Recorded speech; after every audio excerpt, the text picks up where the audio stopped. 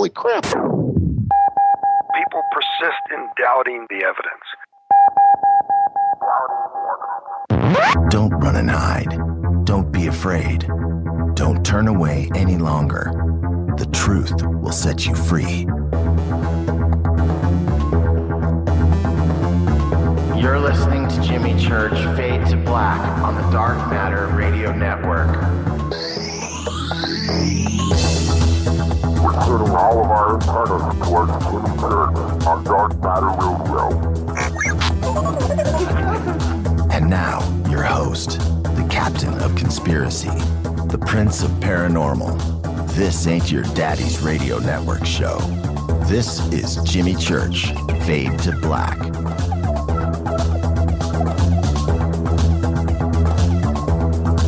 All right. How you doing? How you doing? How you doing? Fade to Black. Oh, man.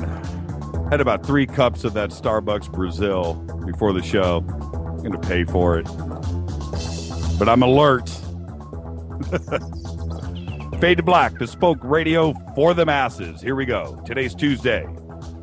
That's right, Tuesday, July 29th. 210 days into the new year. Live from the JP Motorsports Studios right here in Burbank, California. Here we go. For KJCR and the Dark Matter Radio Network, I am your host, Jimmy Church, your humble host and servant for the evening. Big salute to the proud men and women in uniform laying it down. Without them, there is no me, there is no you, there is no us. And freedom of speech becomes an issue. And you couldn't hear me right now. Think about it. I really need you to. Let's go. Let's get this one cracking. Everybody ready? Tweet deck. Let's go. I'm ready. I'm ready. All right, let's bring it down. Bring it down. I had some communication before the show, and it said, today, Rush bassist Geddy Lee is 61 years old. And now that I've said that, our dead guy birthday today. Check this out. This is a biggie. This is a big one. This is a seminal moment.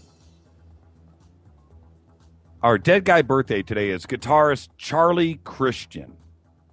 Now, all of you non-guitar players out there are scratching your head. I get that. That's cool. Let me educate you. Charlie Christian, when you're a guitar player, you're a young guitar player and you're into playing guitar and you start to study the history of guitar and you've got all the magazines and books and the history of the guitar and who played what back in the day. Everything leads to that man, Charlie Christian. He is the first electric guitar player. He was the first. He was the first guy. The first guy to have a pickup on his guitar and plug into an amp and change music. Charlie Christian, first guy. Now check this out. Born in 1916 and died in 1942 at the age of 25. And he had no idea what he had done and what would, without Charlie Christian, no Eddie Van Halen, Jimi Hendrix. He was the guy. He was the guy. He had no money for a real guitar, and he and his brother made their own out of cigar boxes. And Charlie could not play. He was a rowdy guy. Couldn't get his guitar loud enough with the bands. He was, the big bands, jazz back then. And they figured it out. And Charlie was the guy to electrify the guitar and plug into an amp and get it on. And died at the age of 25. Deal with the devil? Was it him or Johnson? Died at 25. There you go. Charlie Christian, big guy in guitar circles. Every guitar player, I don't care who he is, what age, knows who Charlie Christian is, and now you do too. There you go. Follow us on Twitter at JChurchRadio. That's what you want to do. Follow us on Twitter at JChurchRadio. Hashtag DMRadioNet. Come hang out with us. And my squeaky chair. I'm now on my third chair, by the way. I wear these things out. I don't know what the deal is. Bunch of chairs here in the studio, and I've rotated them around. And now this one, it was good for about a week, and now this one is squeaking too. I don't know what to do. They are bathed in WD-40. I can't figure it out. Expensive too. Frustrating. And I know this mic, I use, it's funny, I get this question all the time. What kind of mic do you use? This is a Groove Tubes Area 51. No joke, by the way. That is the name of the microphone, Area 51. And it was chosen for a few reasons, but Aspen Pittman, a neighbor of ours, actually, Aspen of Groove Tubes, built this microphone, and it's a great mic, but it also picks up everything. And it picks up that as well. How you doing? Let's go. Tuesday night. Love it. The new schedule. I hope everybody is digging it.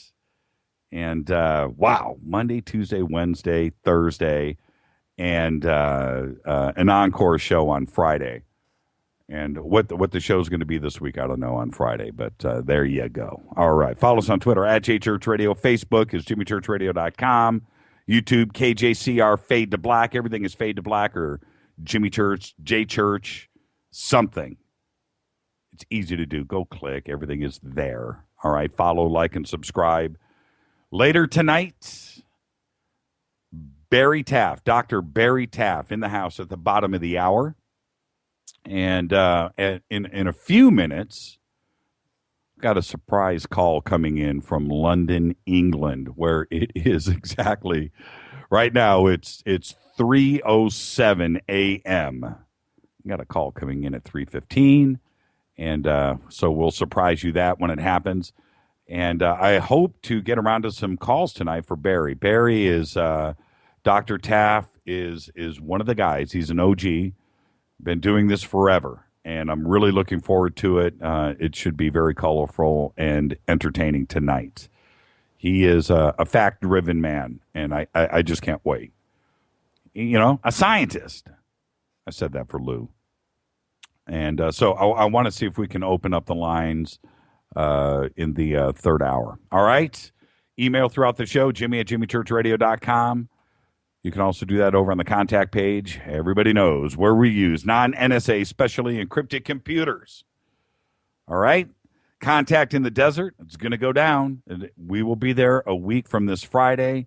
Looking forward to that. I said last night, and I announced last night, we do have one pass. One. Somebody needs to, be passionate. I've already got an idea who, it's kind of funny. I'll give this to who I want, and it's pointing in one direction. And I'll do this right now. I will do this right now. It is, you have, and you know who you are. You call me in 30 seconds. 30 seconds, that phone rings before the next commercial break. And if you are who I think you are, you're going to go to Contact in the Desert. And that was my decision. I was going to have a contest. You know what? It's not about that.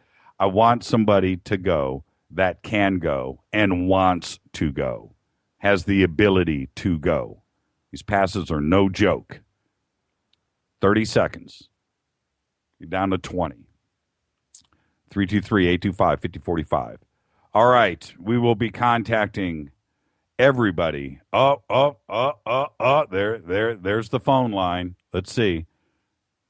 You're live on Fade to Black with Jimmy Church. Who's calling? My name's Lou Sheehan. I'm a friend of Kit.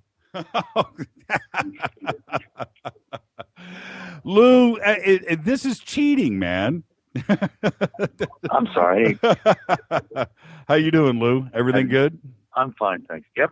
I'm looking up things for you even as we speak. Okay, so Lou, send me my tickets. I'll send you an email, and you can send me my ticket. Okay, I'll take care of it from there. You really want Kit to go, don't you? Now, and we'll Kit, talk about it later. Okay, but Kit can go, right? Kit can go. Yeah, as far as I know, yeah, that's fine. Okay. So yeah, I'll route it on to her. Okay. All Once right. I know I'm going. Okay. All Talk to right. you later. Then that's settled. Email Rita. You know what to do. And take care of business. So there you go. The pass goes to Kit. Thank you, All right. Lou. Talk to you later. Bye. Bye. So there you go. That's simple. Done. Kit is going to contact in the desert. All right. Now, wow. Okay. I'm already out of time. Let's get to a bunch of email that came in. I'm really looking forward to Contact in the Desert, by the way. This is spun completely out of control, and it's going to be a great time. And I look forward to meeting everybody out there. All right, let's get to, we had a ton of email after the show last night with Dr. Rule. And, man, what an amazing show. We had some audio problems, but, you know, it's just a low voice. That's okay. But the show itself was dynamic. Ton of email. And a lot of the email came in, a lot too, about the exceeding the speed of light. And could you see light on your wrist or whatever in your presence if you're traveling faster than the speed of light? Ton of email came in. And this one, the doctor is correct. This came in from Roger. The doctor is correct. If you wish to communicate with other beings in the multiverse, you must have quantum communication. Is there really any other feasible way? Gives us a new perspective on ET saying phone home. Great email. And that was in response to radio transmissions. And are we doing it all the wrong way? All right. Now, let me get to this one. This one came in from Evan. In order to imagine that you would see traveling faster than light, you would have to understand dimensional physics, i.e. string theory.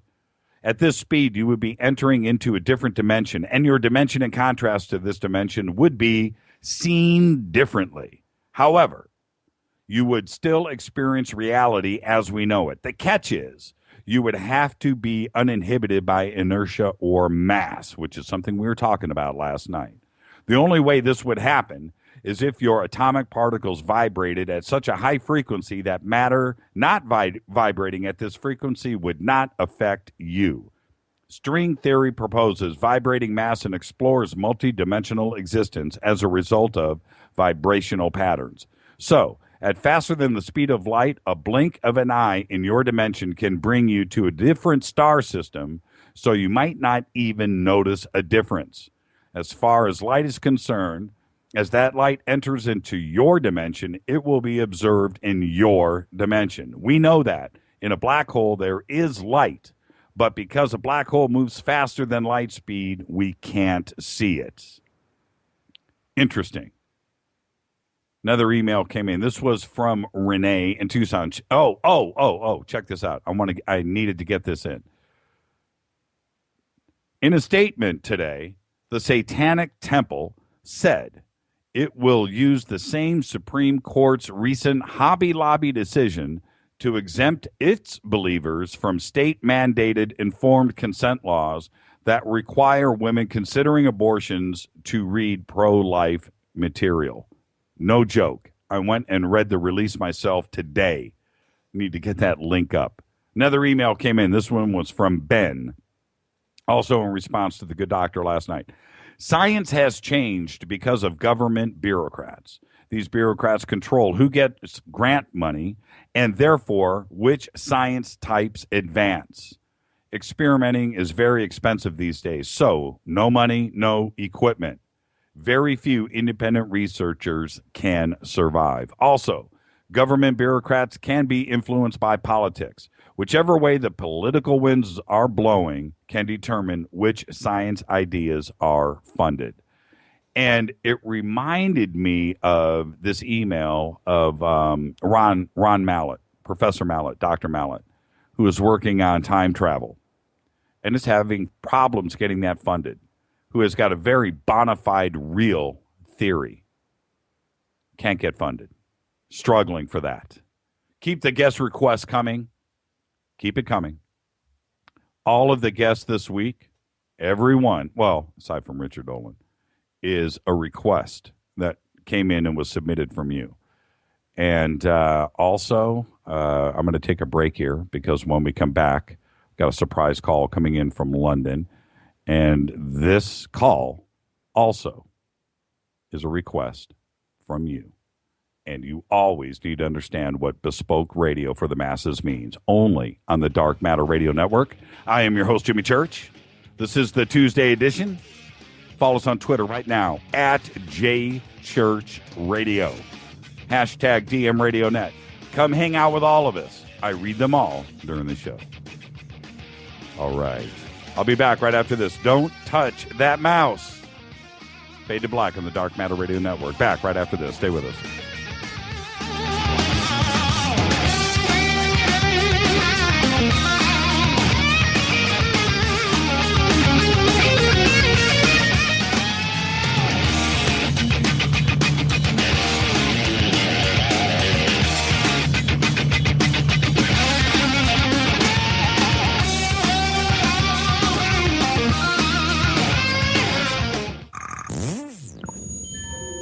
You're listening to Jimmy Church Fade to Black on the Dark Matter Radio Network. What's up, revolutionaries? It's me, Jimmy Church. Do you have an IRS or state tax issue? Well, I did, and I called national tax experts.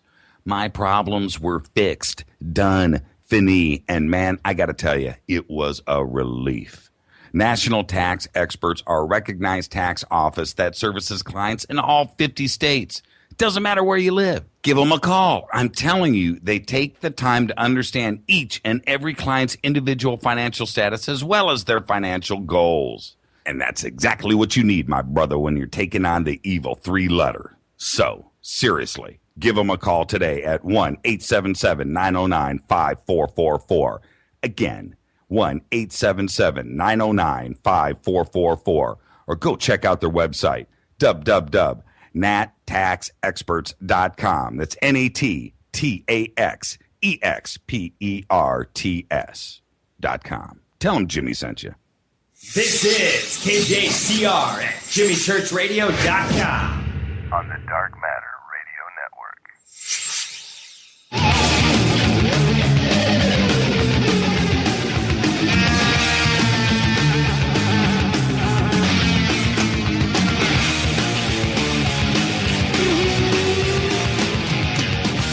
Okay, everybody. Okay, let's go. This is Fade to Black, only on the Dark Matter Radio Network, bespoke radio for the masses.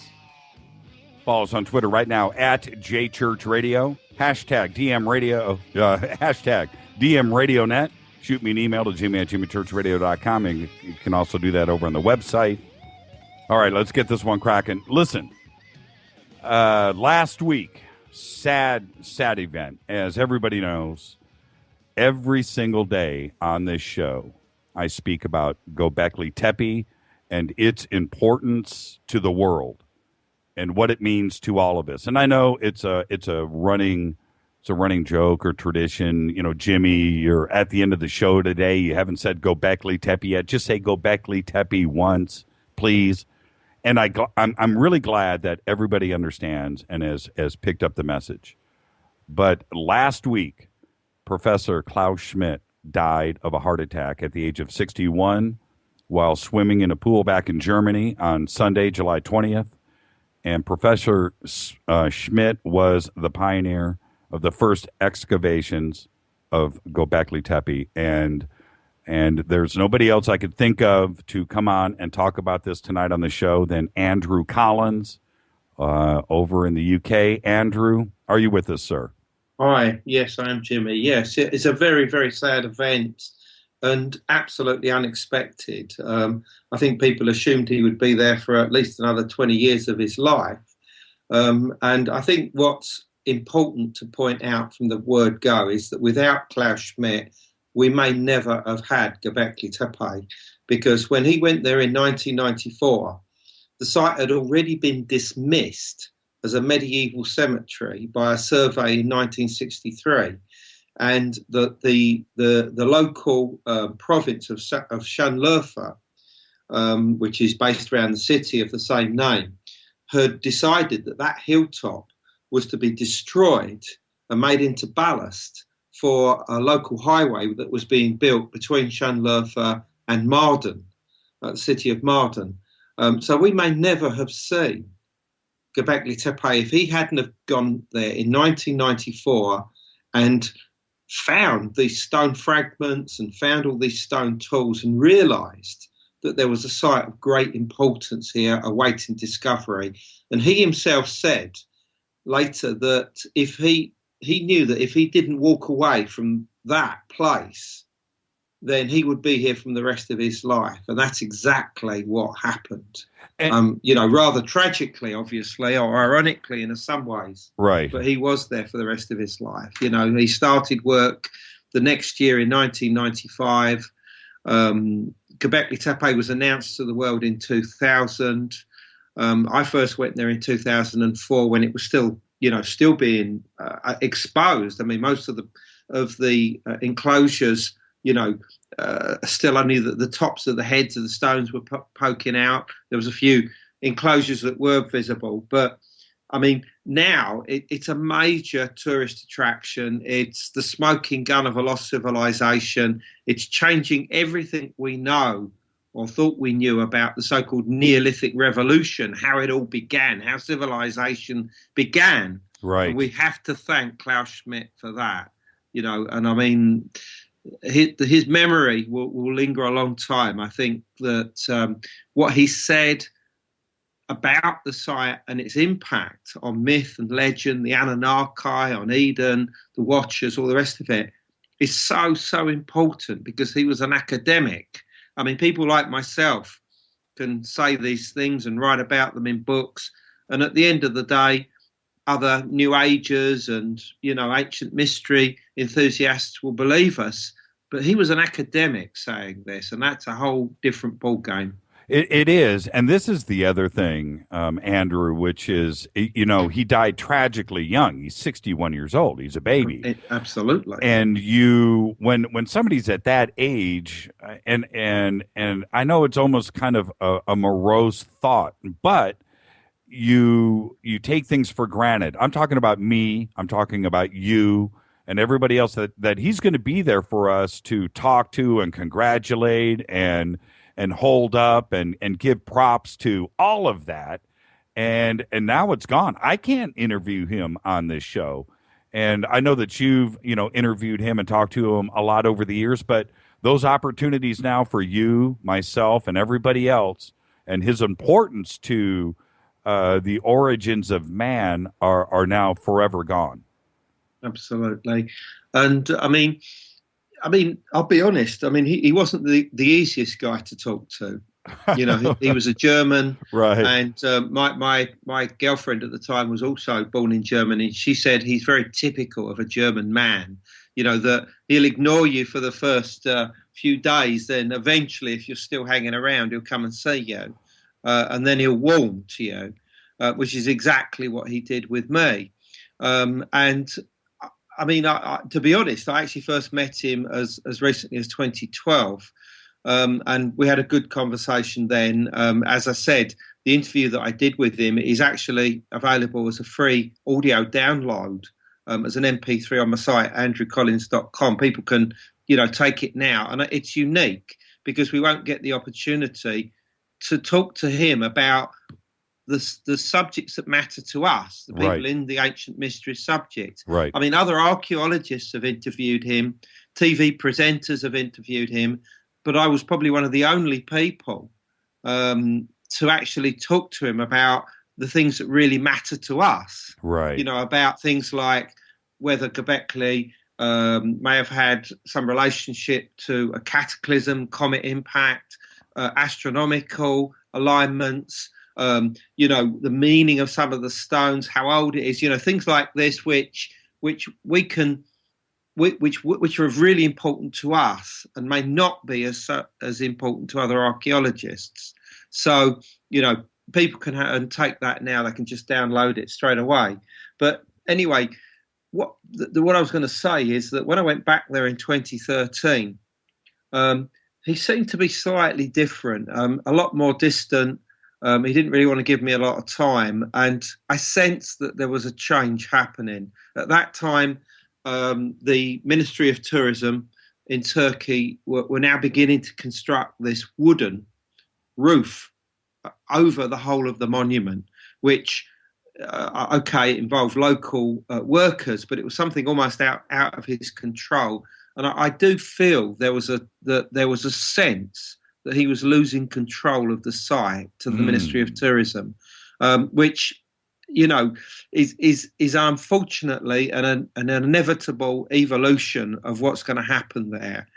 Soon they're going to create this whole umbrella-like, structure over the top of it. For those people who know about the city of Çatalhöyük in southern central Turkey, that's got a big roof over it. That's a big archaeological site from the Neolithic age.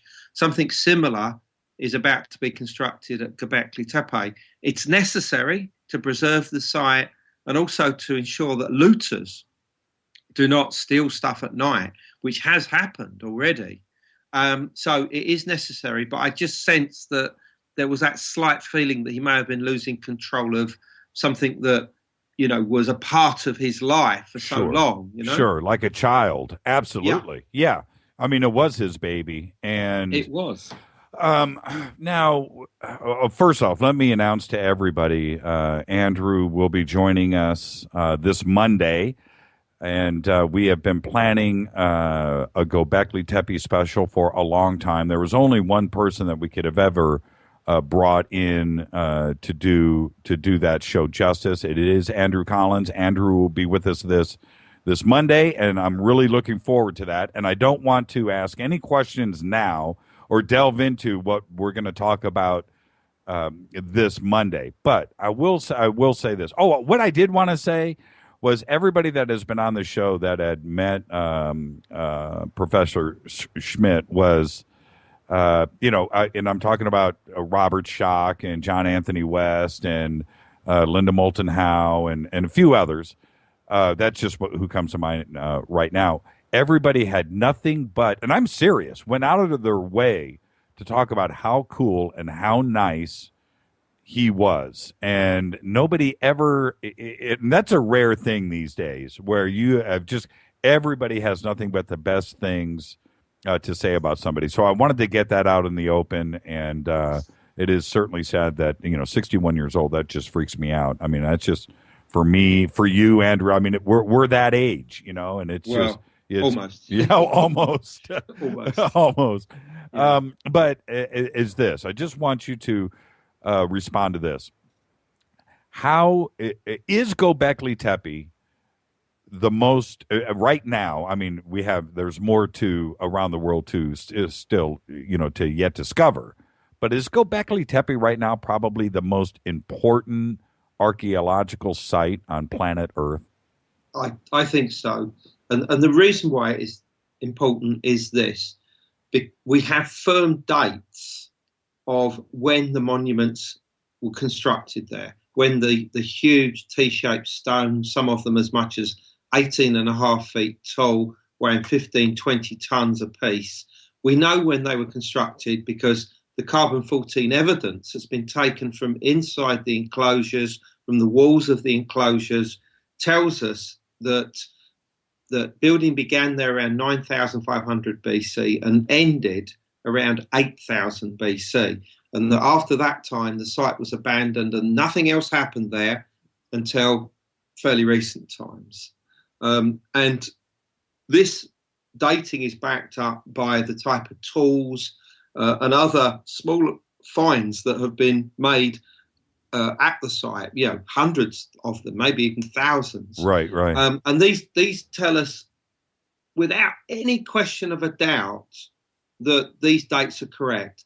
The big problem with other sites around the world, and I'm talking the Sphinx, maybe Puma Punka, in Bolivia, right. Gunung Batang in Java, Indonesia, which is, new dating's coming out relating to this huge pyramidal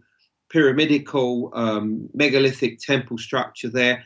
I mean, the problem with all of these is that nothing is confirmed at these sites. We can speculate as much as we want, but nothing is confirmed about the exact age of these places. And that's why Gobekli Tepe is the smoking gun of a lost civilization. It's there. This is what you'd call monumental architecture. It's the supersizing of the religious sanctuary for the first time, to create the very first stone circles anywhere in the world. It's there. That's it. Yeah, exactly. And you know what else? And I'm going to let you go. I know you've got to get to bed. And thank you, by the way, for doing this. I know it's 3:30 in the morning, but for me, you know what the deal breaker is for Gobekli Tepe is that belt buckle. That belt buckle to me is the game changer.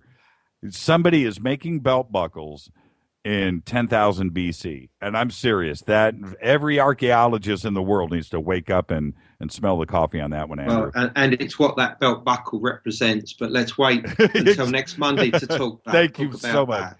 Thank you so much. And we'll talk to you a week from yesterday. Okay, well, we certainly will. And I look forward to it. Thank you, Andrew. Andrew Collins, live from the UK. Thank you, Andrew. All right. Okay, we gotta keep this going. Thank you, Andrew. That was great. Klaus Schmidt passed away at the age of 61, and we will remember him forever.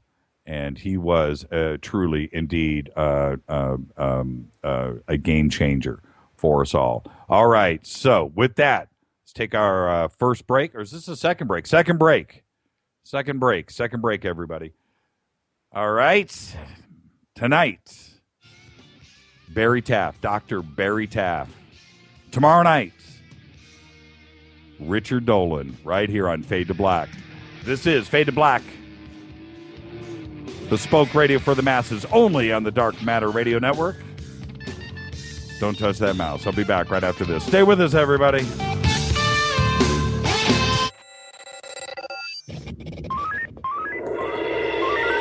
Way out here, we listen to Jimmy Church on the Dark Matter Radio Network. Dark Matter. Dark Matter. Dark Matter. Dark Matter. Dark Matter. You're listening to Fade to Black on the Dark Matter Radio Network. ¿Qué tal, mis amigos? Yo soy Mario Carson, el tiburón, y los invito para que escuchen a mi buen amigo Jimmy Church Radio. ¡Claro que sí! Oi, oi, I'm Reese Evans. You're listening to Jimmy Church. This is Revolution. The revolution will not be televised. The revolution is on radio.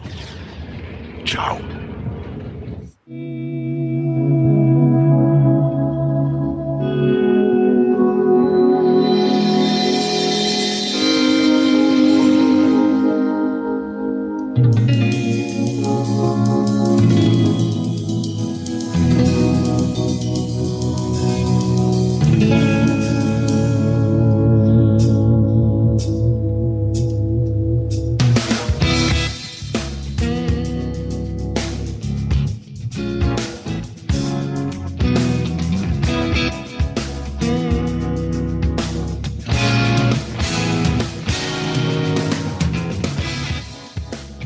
All right, everybody, welcome back. Fade to Black Tuesday. Bespoke radio for the masses. Follow us on Twitter at JChurchRadio. Hashtag DMRadioNet. Come hang out with us. Fire up that tweet deck. Shoot me an email to Jimmy@JimmyChurchRadio.com. All right, I'm ready. Let's get this one cracking. Let's just go.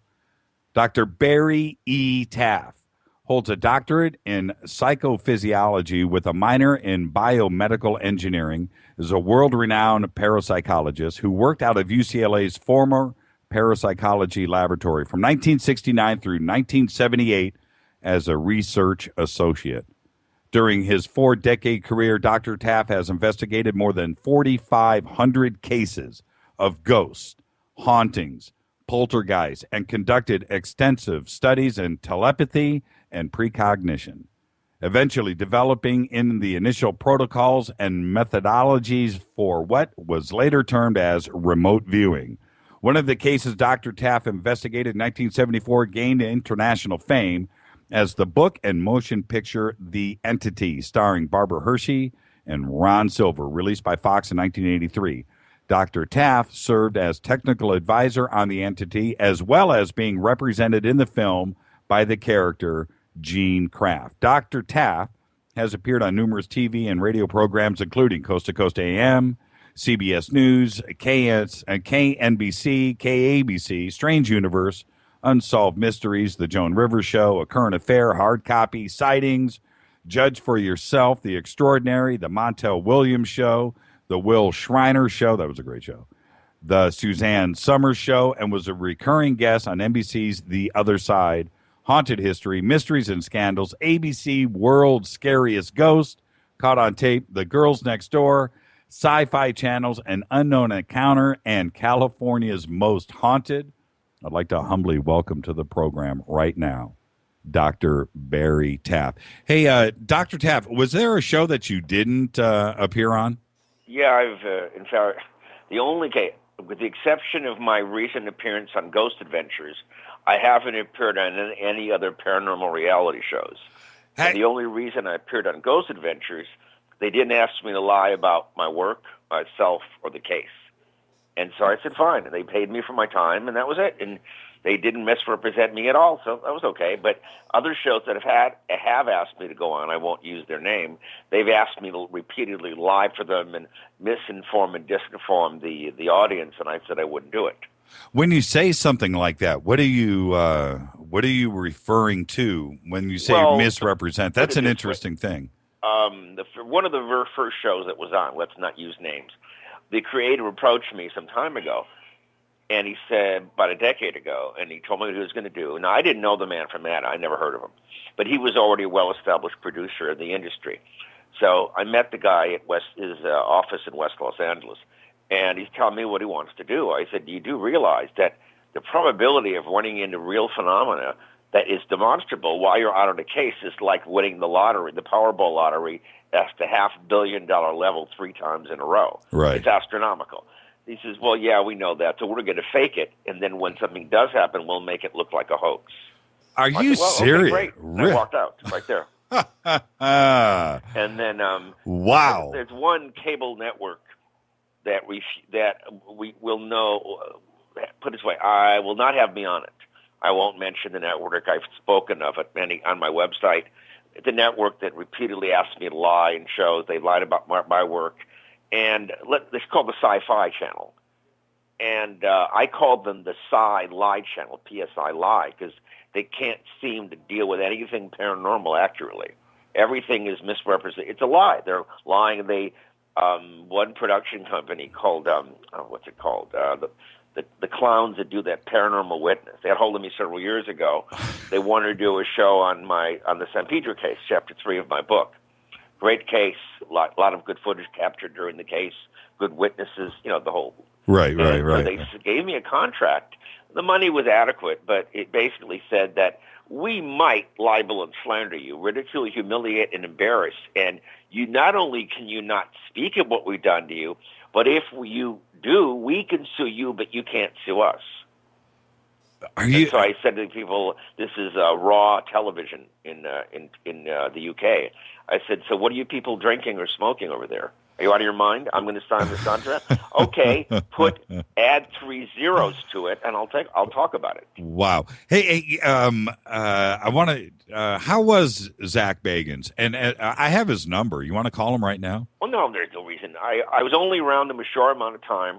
They interviewed me for less than half an hour last year, and he was very pleasant. And they had already been at the case we were referencing, and it was interesting. They had not known about what had happened to me there and a lot of other people, and many of them became ill, anywhere from gastrointestinal to cardiopulmonary to nervous system. It's the geomagnetic field at that location is so high that it seems to irritate a lot of people, me being one of them. And many of them had the same experience as I did. And I don't know them. Other than that brief interview, I don't know. I know nothing about them. I haven't watched the show before or after. Oh, you haven't watched Ghost? I went through, I must confess, it was a guilty pleasure for about 2 years where if there was a Ghost Adventures marathon on, and you can ask my wife, I mean, I had it bad. I had it bad. And I've always thought that, he's got his detractors like everybody would doing what he's doing. But I always felt like he was a straight shooter, and that the show was a straight shooter, and giving it straight. And so to hear you say that coming from you, that says a lot about Zach. And well, all I can tell you is I was with they interviewed me for about 23, 24 minutes, and I had no contact with him before or after. I know of what happened to he and his associates when they were visiting the house on Cielo Drive. Other than that, I don't watch these shows, his or anyone else's, because they're boring to me, because it's like, so I don't, although there are a couple of shows I'll be very blatant about, because I've seen some of them, but this show I haven't watched. It was one of the later shows that came up. I just found these shows boring. It's like, to me, they're not interesting, because I mean, again, your chance of running into real phenomena that's demonstrable and capturing it on video is extremely rare. You see, I'm already watching Twitter. They're saying, I think Ghost Adventures fakes it too. And that's the response that, like I said, you're going to have the negative side. The feeling I get from that show was a lot of things were possible. Let me ask you this. When it comes to, have you ever investigated like your own house? Have you walked around and checked out your own home just to see if there was anything there? The only thing, I don't live in a home, I live in an apartment, but I will tell you one thing. In the last several months, there been some really odd things occurring in my apartment. And I've recently discovered that some things have been happening in apartment 4. And every couple that's lived in apartment 1 has broken up, but what's new? It's Los Angeles, Apartment 2, the same thing. With me, it's gotten progressively stranger. A couple of months ago, I was making dinner, and I used a long neck spoon with holes in the top to strain things if you're pulling it out of a pot or something. And I cleaned it and put it back in the drawer. I go to use it the next day for another meal, and the long neck is bent back about 80 degrees. I go, what? Right. So I don't, okay. And then last week I was doing laundry, and I went in the laundry room, and some clothing fell between the washer and the dryer. So I started to move the dryer to push it away so I could grab the clothing. Yeah, I pushed it away into the wall, and I broke it. But I barely touched it. I mean, like what? And then the next day in the morning, the small door to my stove, the one that's vertically hinged, it keeps opening. The stove's out of alignment, and so I kept closing it. I closed it a little too hard, and the weirdest thing occurred. I heard a huge bang on the stove. All the metal, the griddles that you cook on top of, they all jumped up in the air simultaneously, and all the burners turned on at once. What the heck is this? Little things like that. Wow. Like I just bought a house a few years ago. And I've always wanted to, when you see all of those shows on TV, it's just like, man, but I've been a little freaked out about, maybe I don't want to find out something is what I mean. Maybe you should just leave it alone. If nothing is going on, don't stir the pot. But what would you say to somebody that would come to you and say, you know what, I want to check out my house? Well, I mean, I've worked on thousands of cases, as you stated, and what we've learned, if I was to go back 45 or 46 years ago in time and tell my young self what we know now, my young self would go, you're nuts. We've learned things that are truly incredible, that are demonstrable and somewhat predictive in nature. The faces and places may change in terms of where we go, the people we meet, what they look like, but the types of things that happen are the same. There seems to be certain conditions or variables that must be in play in order for this poltergeist activity to occur. And first of those is location. It's usually a geomagnetically anomalous or electromagnetically anomalous environment.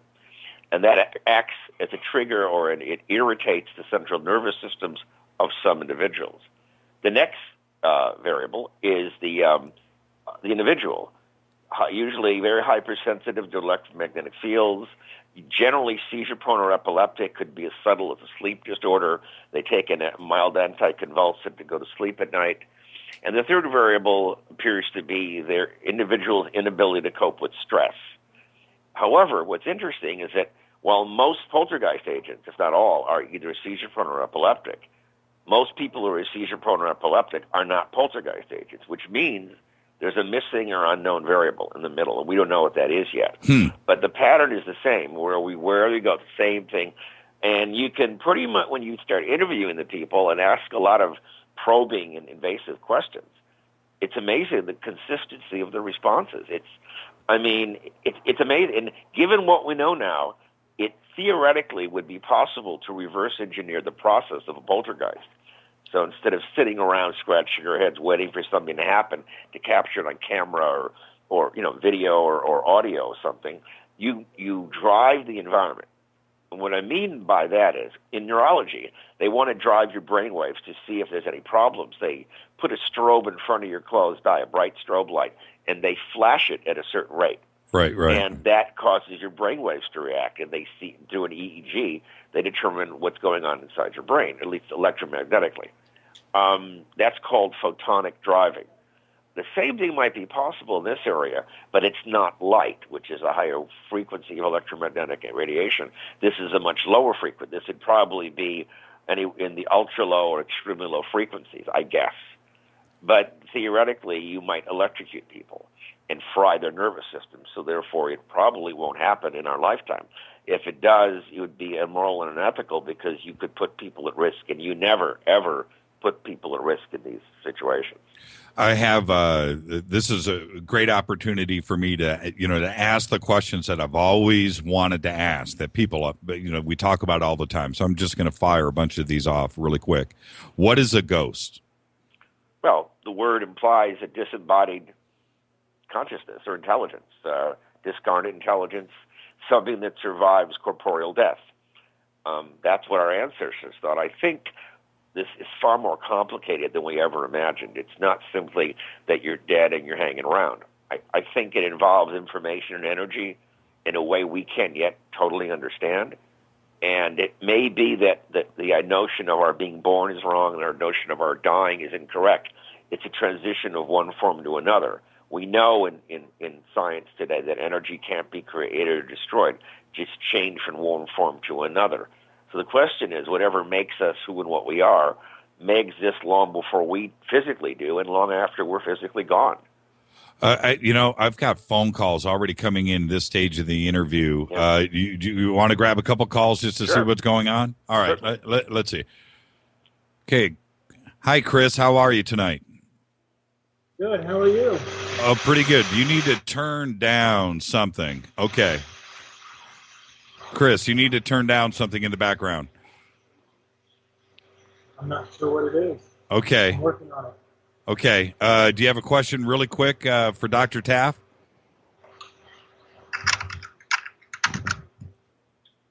Okay, Chris. How's that? Is that better? Okay. Well, it's a little better. Okay, Chris, do you have a question for Dr. Taff? Okay. What? Hey, Chris. Call back when you get the okay, he hung up. Yeah, he's got some audio. It sounded like feedback. Yeah, that was kind of weird. And it's the age-old problem. It goes on with this show as every other show. Turn down your radio. Yeah, exactly. Okay, with the movie Poltergeist, and I hate to reference a movie, and we're going to go right into the entity here in a second, but with the movie Poltergeist, that certainly brought the word to the public. I mean, before that movie, I don't think most people didn't even know had ever heard the word or knew what it meant. But and again, that was Hollywood. But how close to the mark was the movie Poltergeist? Okay, now let me start off answering this by saying the following. Okay, we were shooting The Entity in Culver Studios, as was Poltergeist, on the same lot across a narrow street from each other. They were seeing our dailies coming in, and they rewrote the film to make it appear more like The Entity was. In fact, you remember this in Poltergeist. You see a part, or I guess in the third act, where Jo Beth Williams is taking a bath, and then she's in like a blue shirt, and she's throwing up on the wall, and her shirt keeps coming up. Right. Well, they actually shot a rape sequence that mirrored The Entity. And they were told by the EP of The Entity that if that airs, they're going to get sued. So they cut it out.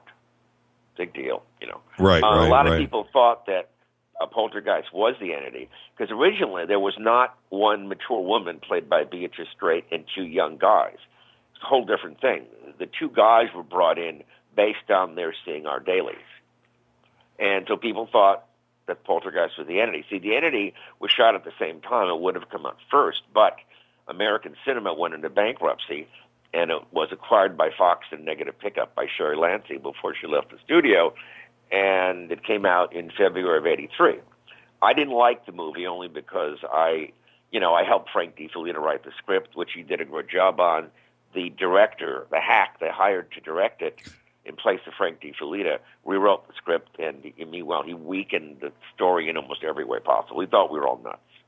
But I must admit, Barbara Hershey did a superb job in her character, as did Ron Silver, and it's ironic that she hates that. She said it was the biggest mistake of her life to make that movie, and Ron Silver said the same thing, because it was really we got lambasted quite heavily in the media by it. They tore it to shreds, and even Dr. Thelma Moss, who ran our lab, attacked it, probably because she had nothing to do with it, financially. But she labeled it as misogynistic and anti-female and opportunistic and whatever. But there's a chance we might be remaking that, which would be great, because this time it'll be based not on Frank DiFellino's superb novel, which is mostly fiction. It will be based on Chapter 2 of my book. Well, it'll be based solely on what really happened. There will be dramatization, of course, but there won't be all the fiction in the novel in the first movie. Well, let's talk about that then. What is the entity, or what's the story? Let's start from the beginning. And about the only accurate thing in the movie was my old colleague Carrie Gaynor was in Westwood in Hunter's Books, which is long gone, as most things are in Westwood, and he was talking to his friend about our work. So across in the next aisle, a woman by the name of Doris Byther overheard his conversations, and she said, "My house is haunted." So Carrie got her name and number, took it down. We called her. We went out there about a week later to Culver City, Braddock Drive in Culver City, and it was a very hot, humid August, like it is now. Well, not August yet, but a few days away. And the house was a little shack, no insulation, looked horrible, very bad odor of decomposing organic matter, and it was not very pleasant in there. And the very first thing she told us was she'd been repeatedly raped by a ghost. We went, "Oh my God, the woman's out of her mind." I wrote a big P on the top of the form indicating psychotic, and I suggested she go see a psychiatrist. Now, in reality, there was no psychiatrist like in the movie. But anyway, back in reality. So we were there for about an hour. We left, and what can we do? She's nuts. She needed psychiatric intervention, not us. So about 2 weeks later, she called. Some neighbors and friends had witnessed things, which made it a little more objective. We went back there. It was still hot and humid, still stunk. And while in the kitchen, we're talking to her, lower cupboard door flies open, and an iron skillet or frying pan goes flying out across the kitchen of its own accord. So we checked to see if there were animals down there or springs or children. There were none. And then it began to escalate over 10 weeks of time to these strange balls of light. We called them corpuscular masses, not the orbs that people say. They think that 99.99999% of orbs are bullshit. It's complete artifactual information from digital photography. Most of the orbs are dust particulates, which exist everywhere all the time, other than clean rooms where you build satellites in. If you don't believe me, in a real dark room, take out a bright LED light source, and you'll see right near the LED bulbs of the LED, you'll see all these particulates floating around. Mm-hmm. I have lasers here I use, and fire them in a dark room. You'll see these little, looks like bits in the beam. Those are dust particulates. That's what shows up as orbs in supposed this type of photography. What we saw were very large, the size of one or two large male fists, always lime green, zipping around the room. And we got one picture, which is in my book and on my website. It looks like a comet with a tail on it. Right. Okay, we saw it, we photographed it. We have no reference. We can't tell you where it came from or where it was going to. We couldn't tell speed, no direction out, no nothing. So we eventually put up poster boards all over her walls and ceiling of her little bedroom, black poster boards with duct tape making a grid. And each panel had a number and a magnetic orientation, so we could tell you where you were looking at and from what angle. So as the case evolved, more lights. We didn't get any photographs of the lights other than the first one, but at one point the lights coalesced in the corner of the bedroom, and they formed a large apparition of a man about the waist up, very detailed. You could see the head, the brow ridge, the orbits of the eyes, the jaw, the pectorals, the shoulders, the arms, and it went down to about the waist. And it wasn't a static image. It was articulating. It was looking at us. And then pop, like a light going off. So what we did was turn the lights on. Don't talk about it. Write down what you saw. So they all wrote down what we saw, and what a strange thing. We all saw the same thing. Now, if this was due to some form of audio-visual hallucination induced by weak electromagnetic fields, which we know can occur, the chance of us all having the same hallucination would be astronomical. Right. So what did we see, and why couldn't we photograph it? The case goes on and on. We're in her bedroom once the lights are zipping, or this is over weeks later, zipping around, and we said pulse 2 for yes or 3 for no, and it would do it. And then we got a call for 2 in the morning. We went back to Doris's home, and we find all the boards have been torn off her walls and ceiling. The plaster and paint are gone, and they're all on the floor. And she could have done it, but I don't think so, the way she was panic-stricken. Her kids are freaking out.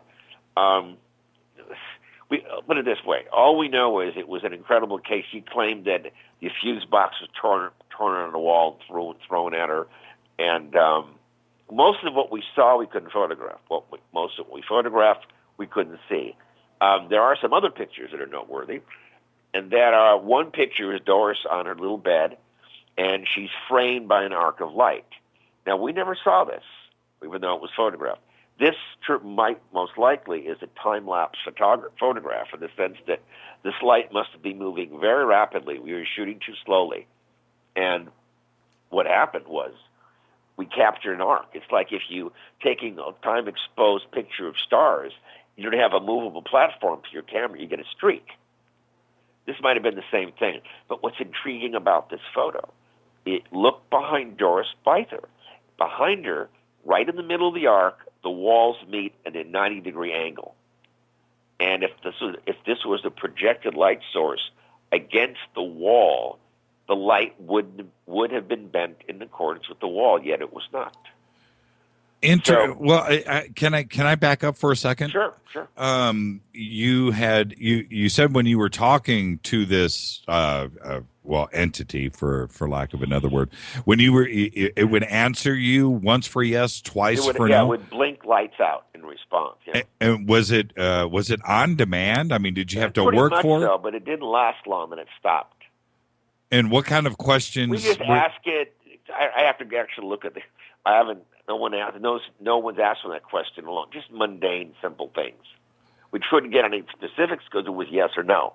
Was this the only case that something like that that happened for you, or were you able to replicate it? No, we haven't had a case quite as unique as this. Although we had a case that was more bizarre. But the most interesting thing about the case is the fact that Doris claimed she was repeatedly raped by the ghost. Right. There were not one of them. There were 3 of them. Let me take a little sip of water here. Well, the movie, I haven't seen it in a long time, but it starts off with a rape, if I remember. Right. Isn't that what's going on? Right. Now, she claimed it. Now, in life, she had 4 children. She had 1 little baby girl whom we never met, and she had 3 boys, 1 older teenager and 2 younger teenagers. And this is odd because she claimed there were 2 smaller male entities that held her down and 1 big one that would rape her. Right. Of course, she had the 3 children, 1 big older one, 1 small, 2 smaller younger ones.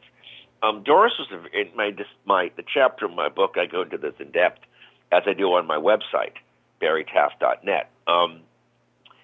in my opinion, based on everything we've known then and now, if I had to categorize the case, this is not a haunting. This is a poltergeist case. It's a projection of a living human consciousness. It's the psychokinetic manifestation of Doris Beither's anger, frustration, irritability, anxiety. I always thought they were the same thing. Well, they are, but in most people, so the word poltergeist means noisier spirit. Well, it's noisy, all right, could be, but it's not. I don't believe it's coming from dead people. I think this stuff is coming from us, and the evidence supports this. This is what's really odd. If you're willing to look deep enough into these cases, you keep finding the same things over and over again. And so people like to think it's a ghost because that's like, it's like a movie.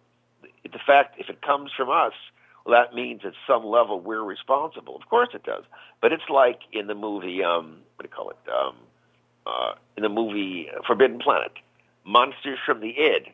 Yeah, it's monsters from our own subconscious. And if you ask the right questions, listen to what the people say and how they say it, take measurement to the environment and of the people, it becomes clear what in the hell is going on here.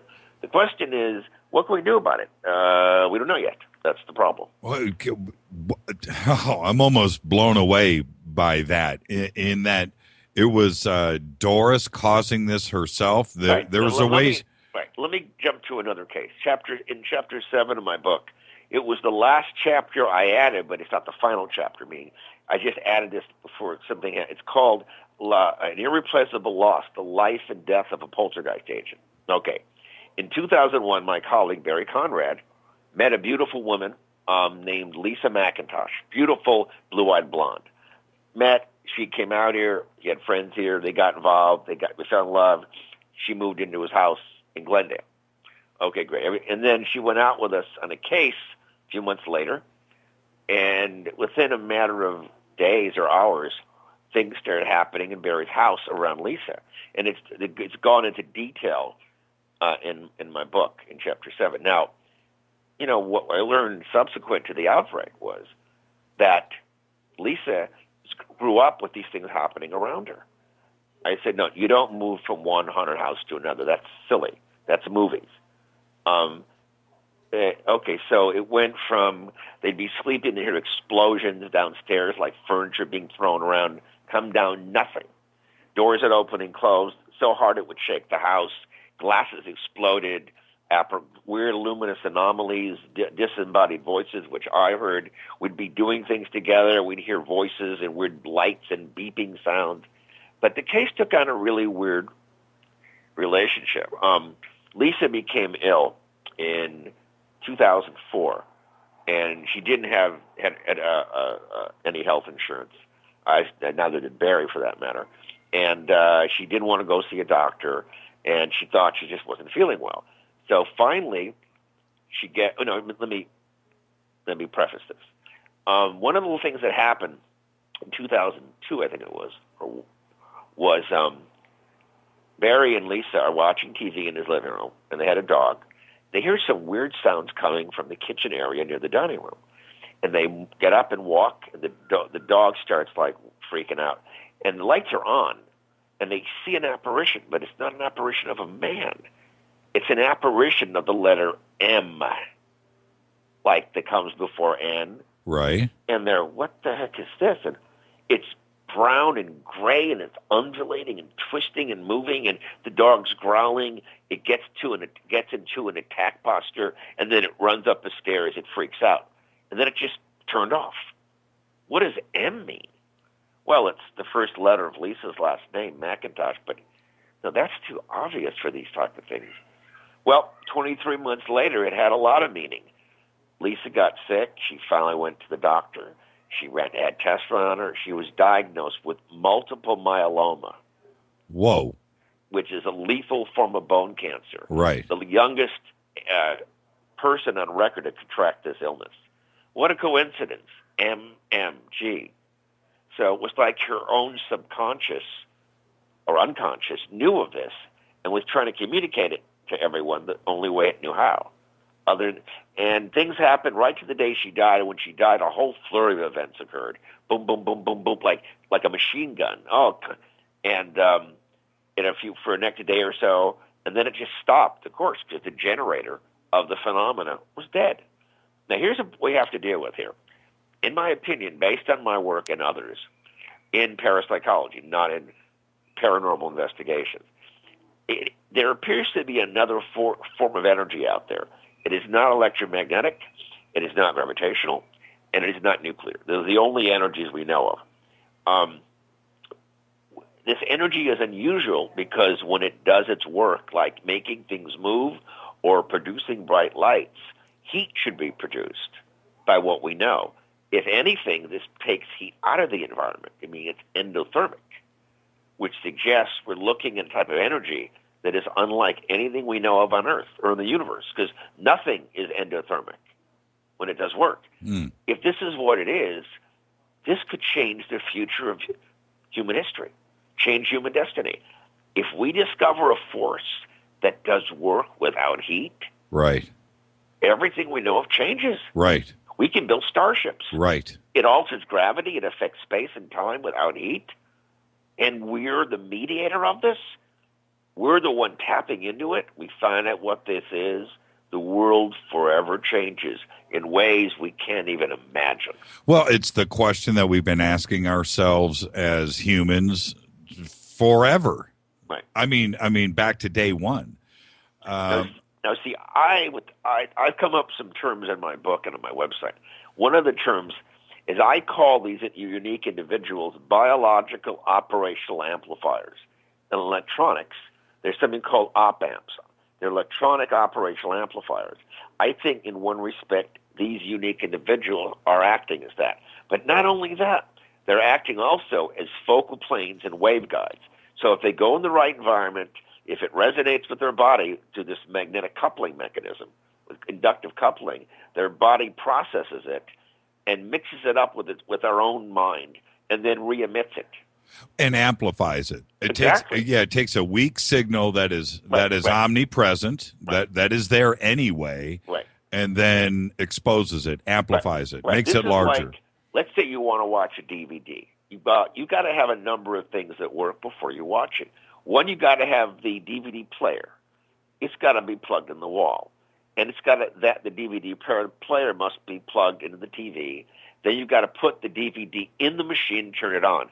If any part of that ensemble is not present, nothing shows up on your screen. This is what's going on here, except it's not energy we're familiar with yet. This is, call it zero-point energy, for the lack of a better term, because that's what I think it is. This can change humanity. I mean, I think this can build starships. This can allow us to travel at superluminal speeds in space.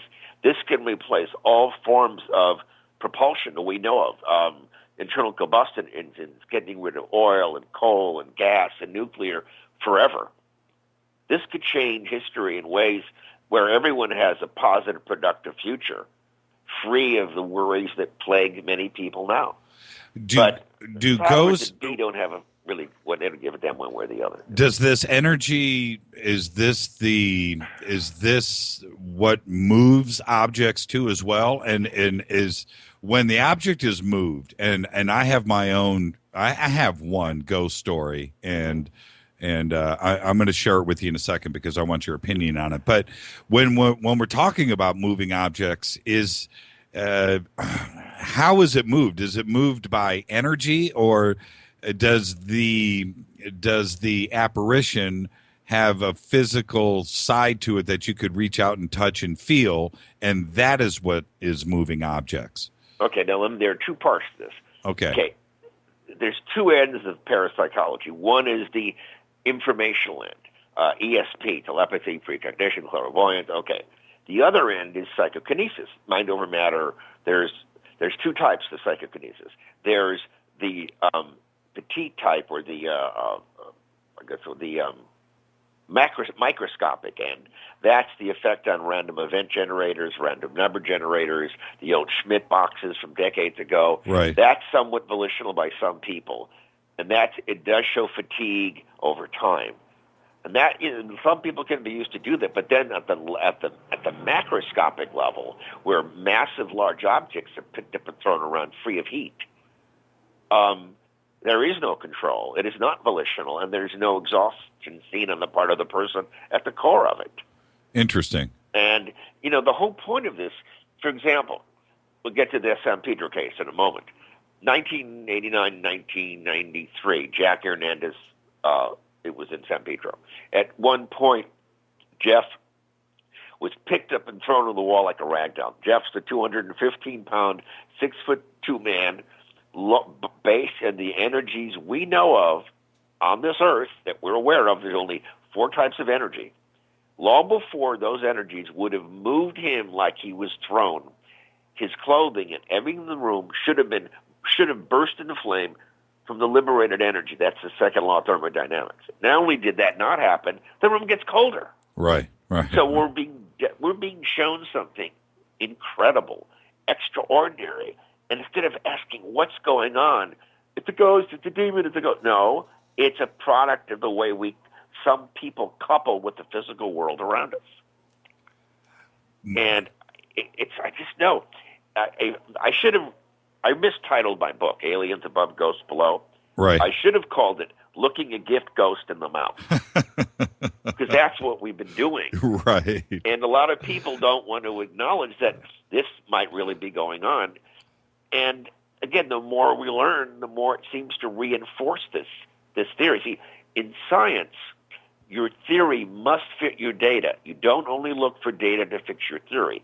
That's quackery. In science, if you can't conduct experiments in a lab because you don't have sufficient knowledge into the variables and the parameters, what you've got to do is collect data over a very long period of time and look to see if there's longitudinal data that appears in that data, in that information, and there has been. And whether you like it or not, you have to follow that because that's the only way we can collect information is through observation. And the best way to describe this is we're looking at the effect of an unknown cause, like the 3 blind men touching an elephant. So one blind man holds the elephant's leg. They grasp the leg. They think they're grasping a tree trunk. They're wrong. The other grasps the elephant's trunk and thinks it's a hose. Nope, wrong again. The third grasps the elephant's tail, blind man. It's a rope. Wrong again. They can't see the elephant. Their response is based on the limited accessibility they have to what they're touching. With okay, I've got a question I need to move forward with, but sure. This just popped up on Twitter. Yeah. And it's a little sideways, but it's a great question. So let's just do it. Sure. This comes in from Rick. He says, "Does the doctor have any theories or comments about poltergeist activity after a UFO or alien sighting?" Yes. That's a big chunk of my book. I've had cases that others have had that have begun as poltergeist cases and evolved into abductions, or CE3 or an abduction, which is a CE4, or began as a CE3 or abduction and then evolved into a poltergeist or a paranormal fallout case. We have both of those. Both are discussed numerous times in my book, from people I've met over the years on cases to an ex-girlfriend. And it's an example. We had a case, I can't say the name of the person. This is an executive at one of the networks here in Los Angeles. This is late 70s. So we got called to a house, nice couple, about 20 years older than I was, and had typical poltergeist activity. Not frequent, but enough it was bothering them. They didn't have any kids. They didn't seem to have any neurological problems or whatever. At least they didn't discuss it. And then several months later, they were taking a trip up north, a driving trip up north in California, and they thought they saw a plane about to crash, so they followed up into the hills, and they come around a bend in the canyon, and there on the ground is no plane. It's a disc. On the ground is little guys running around with weird suits on. But you could see their heads, and they weren't human. And suddenly, they both become aware of each other, the beings from the ship and the couple. And the couple said they pointed a weird, looked like a metal tube rod at them. They saw a pop of light, and the next thing you knew they were on the freeway about 80 miles away. And like, what? So they started having dreams, anxiety cut in, irritability, irascibility, their marriage failed, and then he couldn't hold his job down. It destroyed them. And then we had the opposite, another case, which is in chapter 10 of my book, called Abduction Central. In 1977, on Valentine's Day, I was on a case here in Los Angeles. Remember, it was on Detroit Street, as a matter of fact. In Hollywood, Detroit and Hollywood? No, Detroit and near Beverly Boulevard. Okay. Well, no, it's the same Detroit. Okay, Yeah, I got yeah. you. Right. So, anyway, I already spoke to her a few times, and went out there, and I walked in, and I saw what I thought was the most beautiful woman I've ever seen. It was scary. I got totally distracted. My colleague and I kept elbowing me. Barry, what? Huh? What? Oh, yeah, right. So, long story short, the case is no big deal, you know. Anyway, her and I started dating and got involved, and everything was going fine. She looked like the deceased actress, Mary Blanchard. Okay. Very exotic brunette, Right, very right. dark hair, big brown eyes, or what was her name? Brenda Benet. She's been married to the guy who was in that, Bill Bixby. Anyway, everything was fine. Then came the dreams. Now, okay, but before the dreams, we're together, and she had a lower lumbar problem, which is weird because in short people, that's not common. So I'm massaging her back once, and a big ball of light flew out of her back. I snapped back. It flew up to the ceiling and without making a sound. Anyway, then came the dreams. I kept having dreams, whether we were together or not. And the dreams were that our relationship would end on July 22nd. I didn't know why, I just knew when. So I didn't tell her. She might have interpreted my dreams as my desire to break up, which I did not want to do. It was an idyllic relationship in every respect. In fact, it was perfect. So I was trying to forget it. We wake up now. She was living in a condo in the Hollywood Hills, the Hollywood Bowl. And we wake up, but and she's under the covers crying, and she won't come out. What's the matter? She said, why didn't I help her? Help you with what? When the room lit up. I go, what room? The bedroom. I go, what are you talking about? Bedroom? This. She said, the room lit up. She found herself being levitated out of the bed. The covers fell away. I was out like a light. And then she found herself in a round metal room. And she said it was all metal and a metal table. It was kind of cold. And around her ankles, her wrists, her abdomen, and her neck were constrictors, were something holding her very tight. And these little guys, no hair, no nose, no outer ears, big black eyes, slit from her mouth. She could hear them, but their mouth wasn't moving. They were cutting and probing, and they were hurting her. So she's still under the covers, and I said, do you know anything about UFO abductions? This is 1977. Right. She goes, what are UFOs? She had no interest in the subject of UFOs at all. The paranormal, a little. The UFOs, no. So, no, what are you talking about? Okay. I said, did you ever see a movie of the week called UFO Incident? She goes, no. So I finally get her out from under the covers. It was a little weird. Her hair had been cut, very strangely. On her back, it looked like someone took a little melon baller and scooped skin out. Around her ankle, her neck, her wrists, and her abdomen, black and blue bruises. And she was bleeding from her nose, from her eye, from her ear, from her rectum, and every orifice, and she wasn't menstruating. So uterus wasn't menstruating. She went into shock, and so she kind of fell apart. She never recovered. She became a religious zealot of a very unusual type. Now, the question is, how much of this was psychogenic? Was it a stigmata thing? And then people who lived around her who knew nothing about what had happened, how would they? They said, did you see that weird thing in the sky last night? We went, what?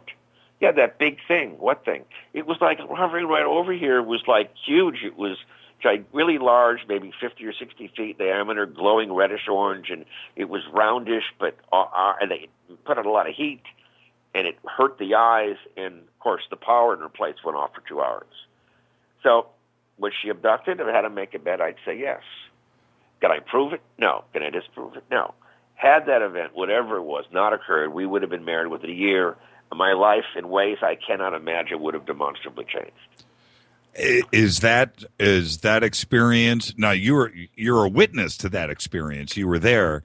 When have you had another a case like that you could just cross reference and go, yep, okay.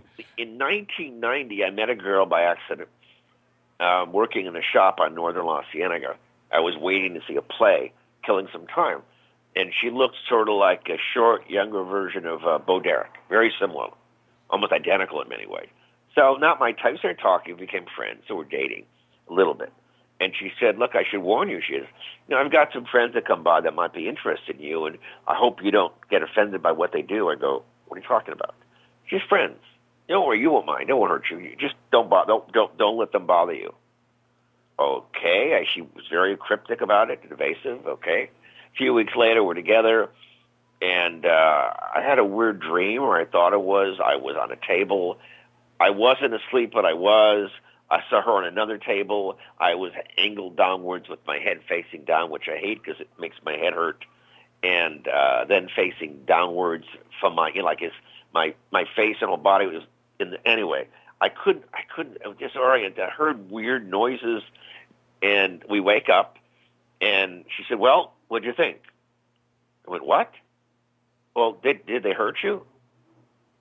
Who? My friends. Who are you? Well, they're not human. Okay, so this was in 1990. Now, I didn't hear from this girl till, the relationship ended. It wasn't going anywhere anyway. No big deal. A couple of years ago, she pops up, found me online, and we started talking. And she's married, whatever, no kids. She's still very attractive. And I reminded her of that situation. She doesn't even have any memory of it. Remember how we met? She doesn't remember how we met. So, but don't you remember you kept telling me this thing? She goes, no. Okay, forget it. Yeah. But all I know is I woke up. I didn't tell her a thing, and she said, I hope they didn't hurt you. I go, like, what? So I don't know what to think. I mean, was I hallucinating? Did she give me something to eat that made me hallucinate? Was I drunk, which I don't drink? I don't know. I don't take drugs ever. So I don't know. Wow. So, what am I supposed to say? Right, that was pretty right. strange, even for me. Well, my story now my story seems trivial. I mean but I just want your opinion of it. This is what happened. It's very simple. I was late at night in Hollywood, and since you know Hollywood, you know where the Scientology building is. Oh yeah. Now, the one up on Franklin, not the one on Hollywood Boulevard, the one up on Franklin by the Mayfair Market. Right. And so I'm meeting my girlfriend at the time. This is 1988, 89. I'm meeting her at her house. It's a back house in right there across from the Mayfair Market. And at about 2:00 in the morning, I had just finished working. I'm sober, I was working that night. And so we all leave this nightclub together in the Valley. It was called the Country Club back then. I don't even know if it's still around now. But anyway, so the Country Club. So I have to drive from Reseda to Hollywood.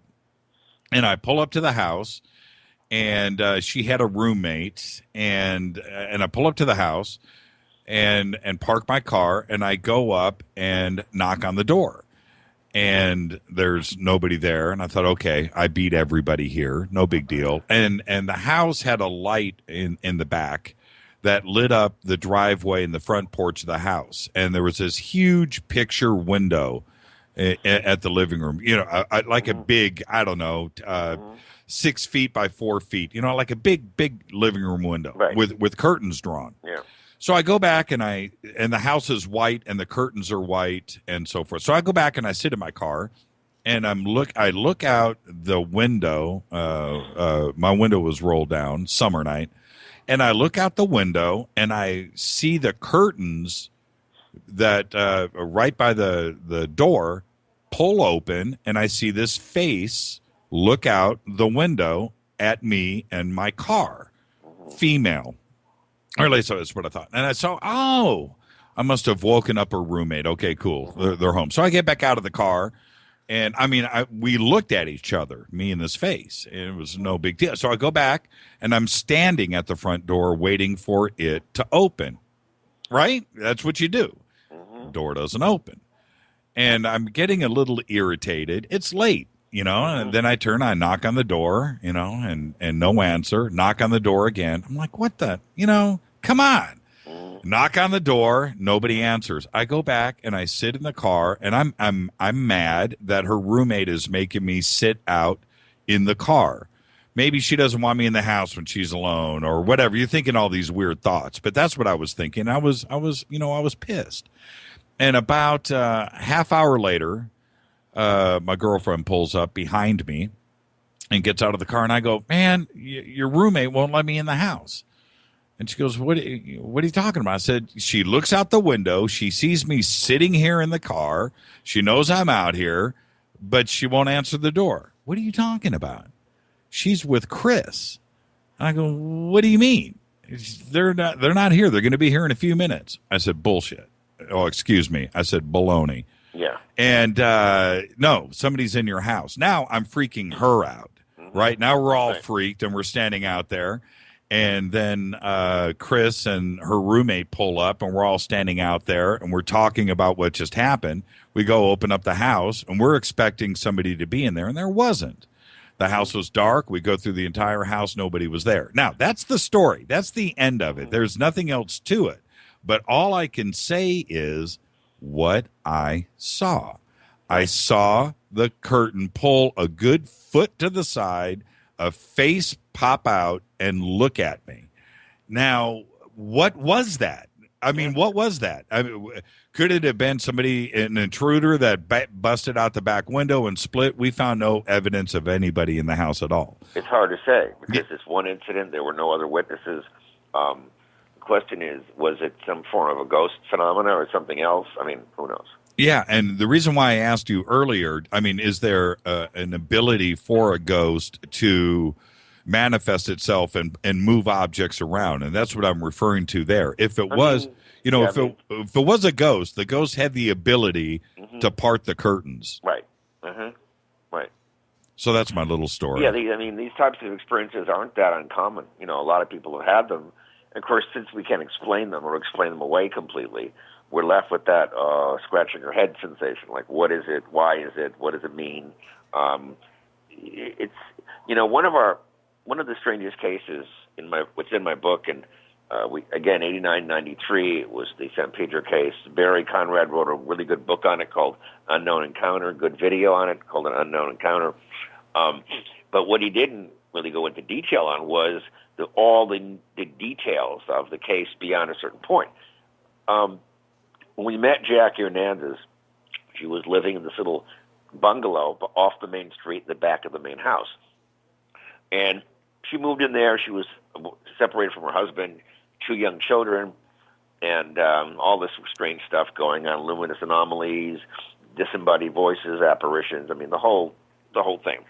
And case evolved to where we caught a lot of luminous anomalies on video and camera, and with her help and our own.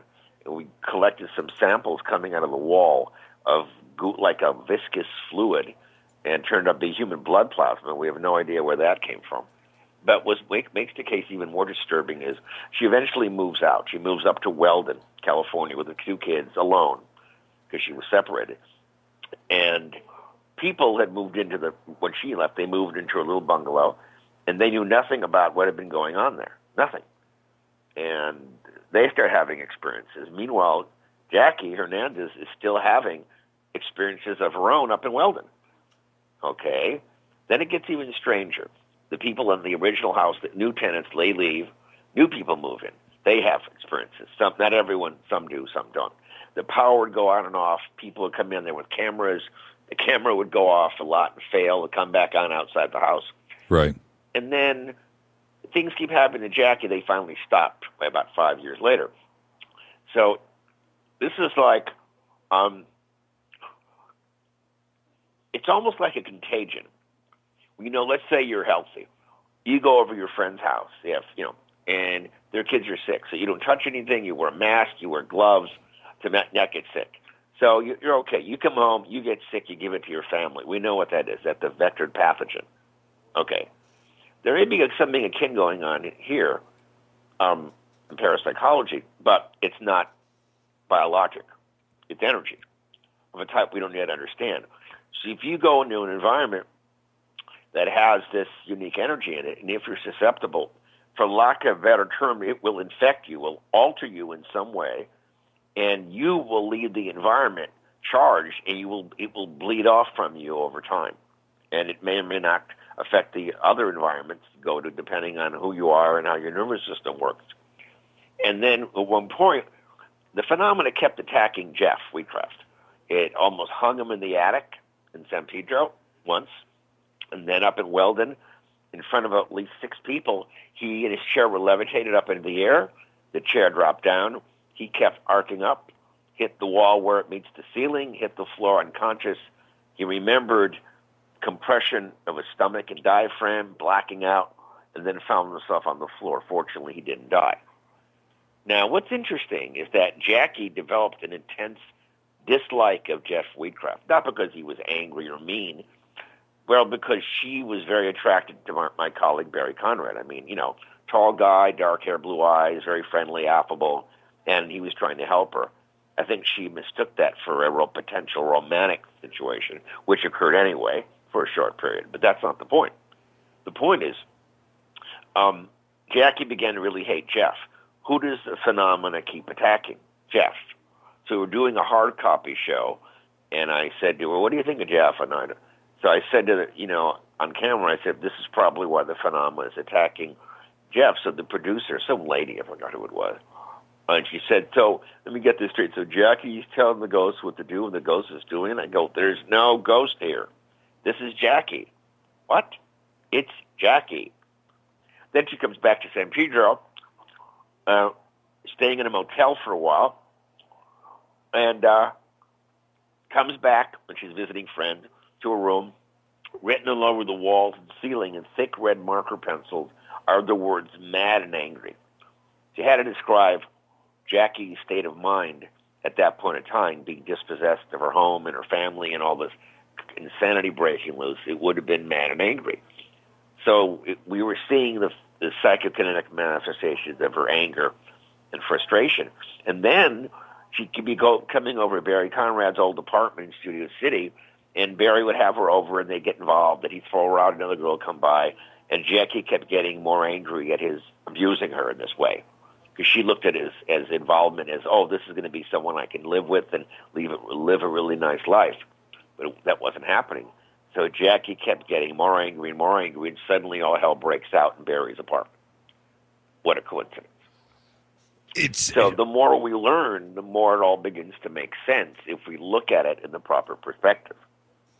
It seems like, okay, is there a difference between that type of manifestation where it is a focused, somebody's id? I didn't want to say id again after mentioning it with Forbidden Planet, but the comparison is there.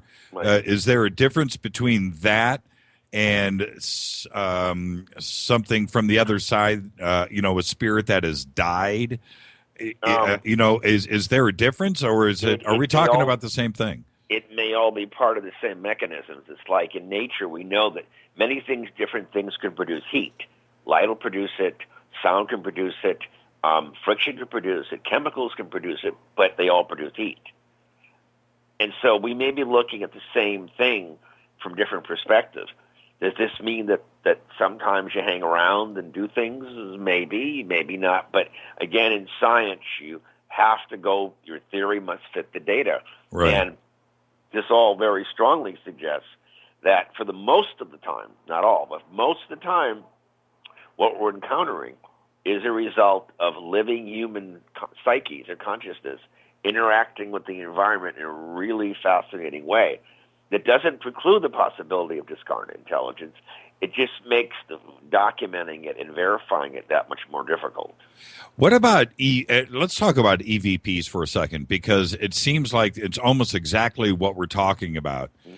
In that, could EVPs and electronic voice phenomena that everybody is doing these days, walking around with a recorder? I happen to have one in my hand. I've got my little Olympus recorder that I use to record interviews with. Same device that they're using on all of the shows. I'm scared to use this in my own home. I don't want to know. I do not want to hear what could possibly be recorded. But if we are talking about focused energy, maybe possibly coming from one's id and one's psyche, one's own mind, and amplifying something that is out there, which again could be electronic, and I really like this comparison. Is that what everybody is capturing? Again, all things being equal, you always go with the simplest explanation. What I've encountered over the years and looked at is a substantial part of what we're dealing with in EVPs may be the audio manifestation of phenomena from people's mind captured through a tape mechanism or digital mechanism. It doesn't even matter. What I've seen is that a lot of times the information correlates to what's going on with the person or the event. And of course it will, because you're there. It's one thing if none of it makes sense, none of it relates to you or anything else, and it's obscure and completely off the mark. Then I'm like, okay, but it seems always to relate to what's being asked of it. Of course it's reacting, because you're there. It's you. In other words, I think that it's real. This is all real, and it's all paranormal. I just question the nature of the source. Because again, before we, like in science, before we assume something is paranormal, we've got to rule out everything else. Then once we get to, okay, it's paranormal, then we've got to start with the most simplistic and then work your way down or up. Well, that would make EVPs real then. Oh, I believe they're real. It's just I question the source. Meaning, do I believe they're coming from dead people? No, not necessarily. I've had them in a number of cases, and a lot of it fits the psychology or the psychodynamics of the people in the environment a little too closely. Yeah, their mindset, and it's like, what a coincidence. And which is exactly my point. So if you're parading around a house in the dark, and you're focused on this, and you're wanting this to happen, then you're forcing it to happen. And that's what makes the EVP real. And what I mean by real is it's not somebody whispering in another room. It's not being recorded from some... No, it's real. It's real and it's paranormal. It's just that, people, it's almost to say that it almost may be untestable to prove that these things are coming from discarnate intelligence or dead people. Right. Before we get to that level, we've got to rule everything else out, and that might be impossible at this state of the art. Meaning we're not at that level. It's like I've always had it in the back of my head. Let's say we're able to reverse engineer this phenomena. So we spin up the environment electromagnetically, and all these things start happening, and things are moving, and there's apparitions. Oh, see, and then one of the apparitions turns towards you and goes, "Hey, you turn this stuff off; it's killing us." Have you? Well, I assume you have, but the question is, have you recorded EVPs yourself? I've had a few of them. I'm not that interested because the problem is you're playing this for other people, and you can't tell them the conditions that existed at the time because it's audio. If there's audio and video, then it's different. But that's not been the course of my interest, the EVPs. I'm more interested in the visual stuff and also in the electromagnetic, because that's where the answers, I think, lie. At the core of this, we are electrochemical beings, and as such, the environment's electromagnetic, that we're gravitational, and all of this is related. Right. So we've got to look at this with enough depth and clarity to like, oh, that makes sense. With the proliferation of all of the ghost hunter type programming that's on, and it's nearly 24 hours a day on some network somewhere, it appears now, and the message is anybody with a night vision video camera that you can buy at Fry's for $200, and one of these digital voice recorders can go ghost hunting. Right. Does that make them professional ghost hunters? And would you recommend this foolishness? No. And the beginning is one of my friends, also the publisher of my book, he said to me, let's make good metaphor here. You come home and God forbid you found that your place has been burglarized. Your furniture and clothes are gone. It's empty. So do you call the police, or do you call actors who play the police? You call the police. So if you have phenomena going on, do you want answers, or do you want to be on a stupid paranormal reality show? Right. And then, fortunately, people are calling paranormal reality shows. Now, what's even more disturbing is we haven't had a case now since March 4th of 2009. It died because I don't have my own show. I don't regularly appear in the other show, so I'm not going to bring fame and fortune or attention to people. I'm trying to collect data to figure out what in the hell is going on here. And we have done that to a point. It's not completely. But let me explain. Another part of my work started out in the laboratory, in part, UCLA, the ESP training, the remote viewing groups. We started doing this in 70, went on through 78, and the results were amazing. Thousands and thousands of sessions. And the things we came away with and learned were amazing. This is on my website. The blog is, in part, it's called Learned Psy, Training to be Psychic. And the following to that is called Implicate Order by Design. Right. Read it. And what it's interesting. The evidence suggests that whether ESP, so it's telepathic, clairvoyance, precognition, retrocognition, you're accessing information that's non-local from you in space and in time. And the evidence suggests that the information that makes up the past still exists. The information that makes up the future probably already exists. The information or events non-local to you in space is accessible. And the only method that would describe this would be a holographic or holonomic mechanism. So instead of an idea of a wave or a particle going from you to me or me to you, no, a little more complicated. If you have an 8x10 headshot of somebody, you cut little pieces. Each piece is just a piece. A hologram, each piece recreates the whole because the information that created it was equally distributed in the medium. Okay. And our evidence suggests our brains work like this in part, as does consciousness, perhaps space-time, and the paranormal. It's the only theory that fits the collected data. An example. Okay. One time a girl came to our ESP group. This was a controlled environment. It was sensory deprivation. You couldn't see, you couldn't hear. We were given a target to respond to. We verbalized our comments, and we then replayed them and see which ones correlated. And we got better and better at it. So one time this woman came. I can't use her name because she's well known today, but she was obviously in her 20s back then. So she just gave us someone's first name. And we describe a house, very big house with glass walls, very lush, very foresty environment, like a thick canyon foliage. And we see a large kitchen lined with empty jars of Bako bits.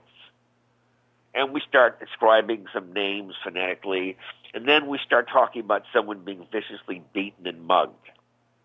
And so the woman is taking control of the tape. She rewinds the recording mechanism and plays it back, and she goes, we got the name very close to his real name, described his house perfectly, including the empty jars of Bako bits. A lot of other things are accurate. Then we come to him being mugged, and she goes, no, he's never been mugged. Okay, so a few days later, she calls. I'm up in the lab. She calls, and she said, remember at the group the other night? Yeah.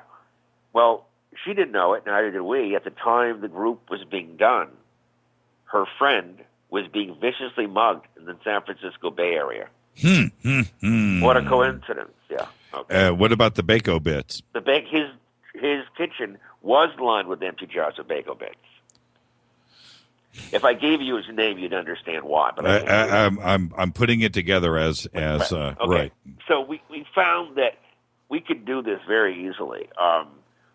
Describe things that we didn't, things that are remote from us in space. Early on, we were doing this.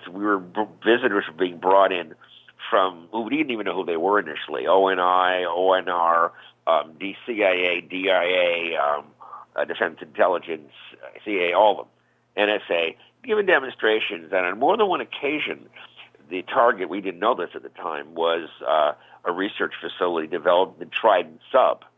This is the early 70s.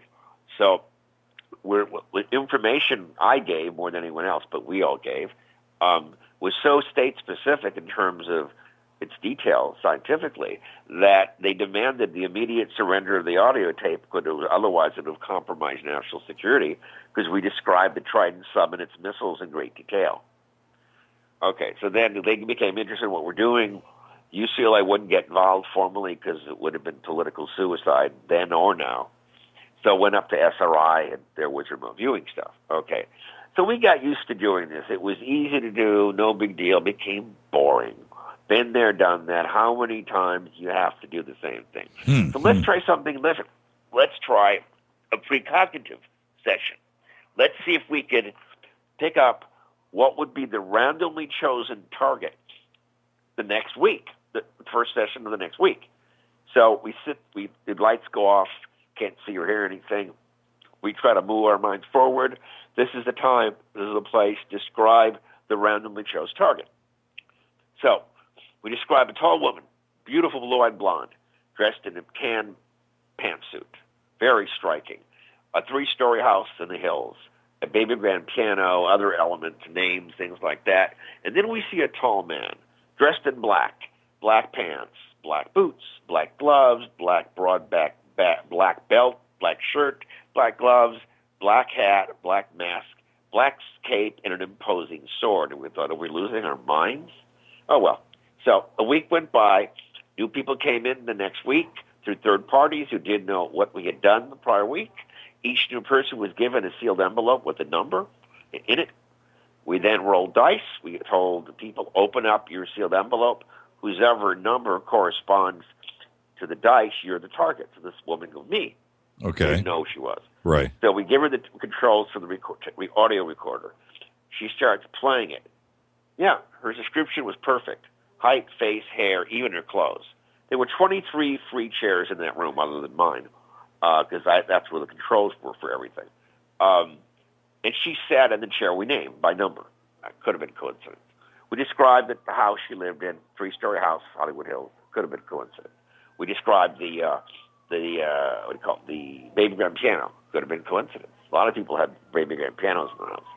But what the real amazement was, the tall man in black, she looked at us and she goes, do you know who I am? We went, no. Tony Williams. And we said, and? You know who my father is? Her father was Guy Williams. He played Zorro for Disney. Man in black. And she went, no, wow. She said Zorro in the late 50s, early 60s for Disney on TV. And she said, when did you make the tape? We said, a week ago. She says, a week ago? I didn't know it was coming until an hour ago. No, it's 3 hours ago. I don't understand. We don't either. But how could this, exactly, how can it? I was last night, well, actually a few times on the program over the last week or so. The one thing that and we were talking about deja vu actually the other night, which is how can, and I think deja vu is an example of this. I had a guest on the show last Friday that was saying, you know, it's just your brain working against you. And I understand, you know, a scientific a way of looking at it and trying to not be a skeptic, but an answer is where I'm going.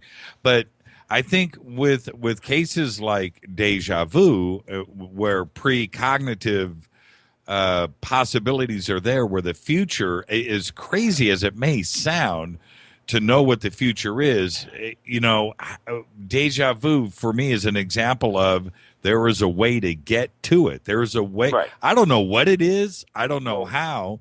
But when you experience deja vu enough, some people may not have. But I think deja vu is an example of the future is out there. We just have to be able to get to it. Right. And giving you some examples. One of my blogs is called The Memory of Things to Come. Ever since I was a very young kid, there was an actor, no matter what I saw him in, whatever it was, sci-fi, drama, westerns, I thought I knew him. I knew his voice. I knew his face. I knew his body language, his gesticulations, everything. Edward Andrews. I know this man. I know him. Drove me nuts. So, you know, whatever. Forgot about it. In 1980 or 81, it was 80, I'm not, either 80, I get a call from a Mrs. Edward Andrews. They live in the Pacific Palisades. They were having weird things going on in their home. poltergeist activity. Oh, that's so. trippy. I go out there and I go, this is interesting. So I walk in and I meet the wife and I meet, Ed, and very tall man, about 6'4.5", big guy. And I shook his hand and he goes, "You look very familiar. Do we know each other?" This is 34 years ago. Right. And I hadn't been on DT very much by that time, so he wouldn't have. He said, "God, I feel like I know you. What was I supposed to say to him?" "Yeah, I've known you for decades. I just got to meet you now." So then his daughter comes out. They introduced me to her. I don't remember what her real name was, but I know what her nickname was. Taffy, Taffy. I said, "Why did you name your daughter Taffy?" And they go, "We don't know." So, and then another incident. In 1976. What, did you ever tell him that? Did you tell him? No. I just, it was just there once, and that was that. I told him to keep it. He died shortly thereafter, so it was, it didn't. But another incident happened. In 76, I kept having dreams of Joan Collins, an actress I was always very attracted to.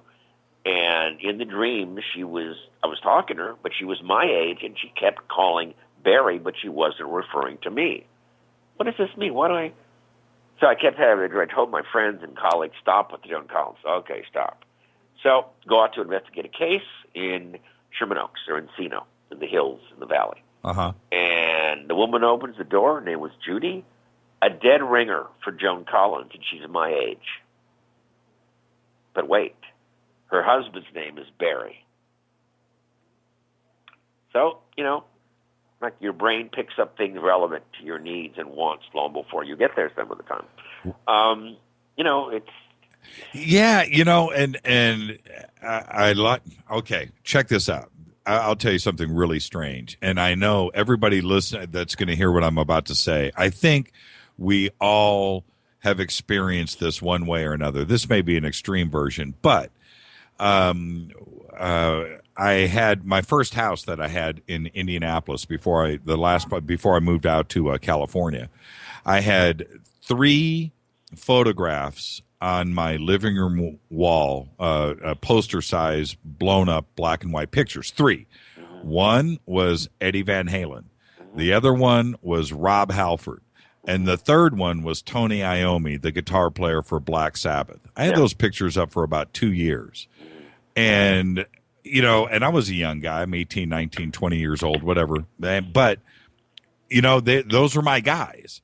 And I come out here to California and start my music career and do my thing. But those 3 guys, all 3 of them, in one way or another, I not only met or became friends with or worked with but they all became a part of my life. Right. And it's, it's all about, focus and putting that energy out there. It could have been 3 anybody's up there, but if you have them up there and you focus on them long enough, whatever it is, eventually I think you can force your life to play it out in that direction, just like you and Ed Williams. Edward Andrews. Now, Edward Andrews, yeah. What's in the guy, for example, in the original Twilight Zone series, there were one writer who wrote 14 episodes by the name of Richard Matheson. He passed away last year. Very gifted writer, one of the best. And one of them on the 1963 season was called Death Ship, starred Ross Martin and Jack Klugman. I won't bore people with the story. You can see it online on YouTube. And I've always enamored with this man's writing. Okay, years go by. I'm in the lab. In March of 1973, in walks Richard Matheson and his son. Okay, so we all became friends and discovered that Richard Christian Matheson, the son, he and I had many things in common. He had the height I never had. He had the looks I never had. He's also had the financial success I've never had. Very gifted writer and producer. That's not what's relevant here. On my website, there's a blog called Very, Very Personal and Enduring Synchronicities. And we've discovered these weird links between us that are really odd. Let's see. We have the same birthday, month, day, and time only. He's several years younger than me. Let's see. What else? We lost track of each other in the late 70s. He was working at Universal as a producer and a writer. So I worked in a lot of series. I didn't see him. We connected again back in the about about 10 years ago, and I hadn't seen him in a long time. So he's wearing a watch, and I used to have a Rolex, a piece of crap. Never ran well on me, and so I sold it. But the watch I wanted was a Tag Heuer Curium. There's a particular model they don't make anymore. Nice watch, by the way. The only watch, I've got it now. I didn't have it then. Nice watch. Yeah, so we're talking. He shows up, and the watch he's wearing is the exact watch I want. What a coincidence. Okay. Then he has the Lexus. I have a Toyota Supra. The same year, and our license plate differs by only one number. Everything else is the same. Could have been coincidence. We discover that the same year, same beach, years apart, we both almost drowned from riptide, and something saved us. We both got pulled under, blacked out, and we found ourselves standing in a couple feet of water. I have no idea how we got there. I don't know what that means. And then also, a couple years ago, I went one day and I had moles removed from my body, above the navel and one on each side and one on the back, forming a concentric ring around around the thoracic region. The same day, unbeknownst to me, Richard goes to his dermatologist, has the moles removed from the same part of his body. What? What? Okay. Oh, and then, when his father passed away last year, my mom passed away in 2009, and so Richard met my parents 40 years ago, a long time ago. He didn't remember their names. Oh, what was your mother's name? I said Ruth, and he got real quiet. He goes, "Are you kidding? Why would I joke about my mother's name?" He goes, "Well, no. You know my mother's name?" I said, "No, I never met your mom. Her name is Ruth." I went, "What?" At what point do you step back? No, wait. Yeah. And then his there's year, more? his father passed away in late June. And I got the news on the phone. A friend called me. Oh, God, it was really terrible hearing that because he was a great guy, great father, great writer, just a wonderful human being in every sense of the word. So what does that date? Does the date seem relevant? I go home. His father passed away on my father's birthday. I go, what's going on here? Yeah. So what does it mean? I don't know. I have no idea. Difference is, like I said, he's tall. I'm not. Got a full, thick head of hair, which I had 30, 40 years ago. He's made a lot of money writing and producing, which, of course, I have not. At least one of us got it, better than neither of us. But the more we know each other, the stranger it gets, meaning the more the synchronicities keep occurring. Every time we meet to get together for our birthday, to have dinner or something, we shake hands. I expect there to be a big pop of light as we annihilate each other, and we're gone. Okay, look, we're at the top of the hour. I have not taken a break. It's been that good. Let's take a couple of minutes and go. But I want to ask you when we come back. Yeah. Well, there's two things. I want to get back to remote viewing because we blew past that. There's a couple things I want to get to there, but I want to talk about Ouija boards. Can we do that? Sure. All right, absolutely. Dr. Barry Taff. You know, this show is exactly what I was hoping it was going to be. So anyway, we're talking about Dr. Barry Taff. Oh, let me hit a knob here. Sorry about that. Talking to Dr. Barry Taff. This is Fade to Black on the Dark Matter Radio Network. I'm your host, Jimmy Church. We'll be back right after this. Ouija boards when we return.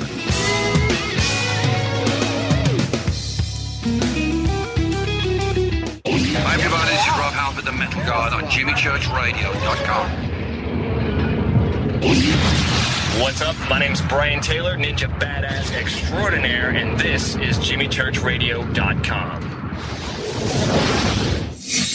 JJCR, in your face. JimmyChurchRadio.com on the Dark Matter Radio Network.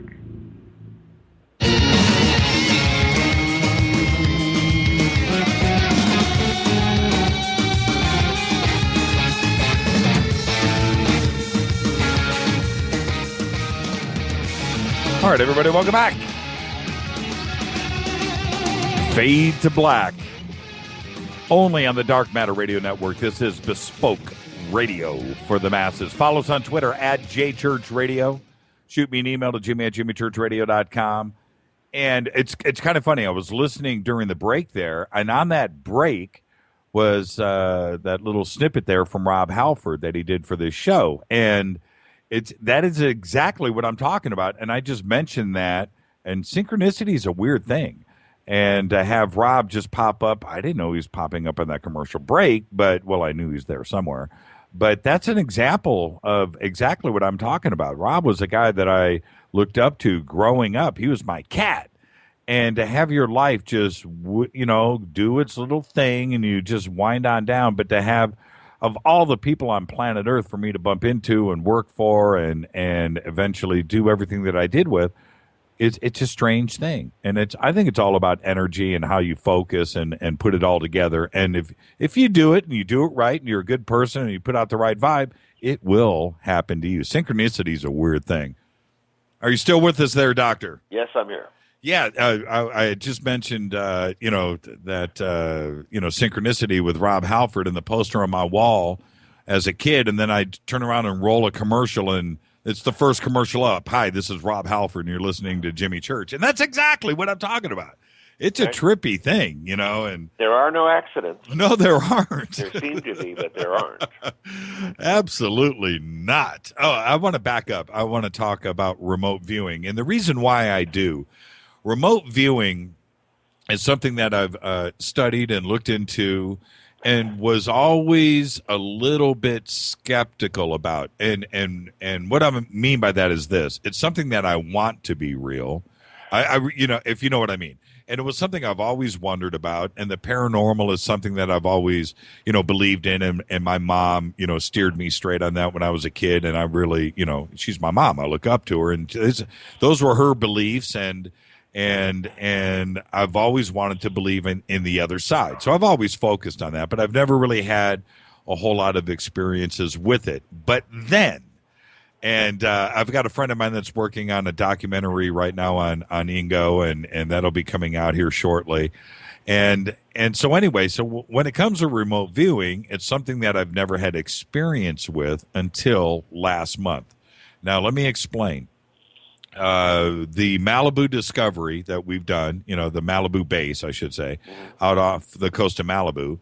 When that story started to hit a few months back or a couple of months ago, back in May, it got out there. And one of the producers here had come to me after we had, talked about it a few nights here on the show, said that there's this video out of this, or I got an email about it. I believe that's how I heard about it. Maybe I even did the search. It's been a while now.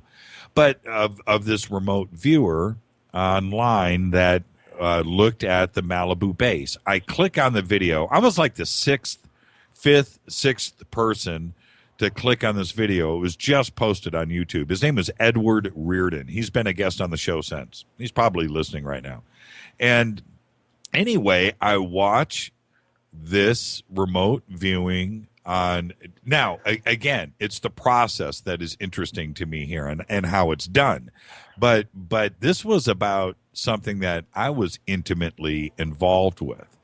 And I've never seen the process of a real remote viewing session go down. In that, you've got the envelope, there's something in the envelope, and I'm watching this guy, this remote viewer, draw and question, and go through the process.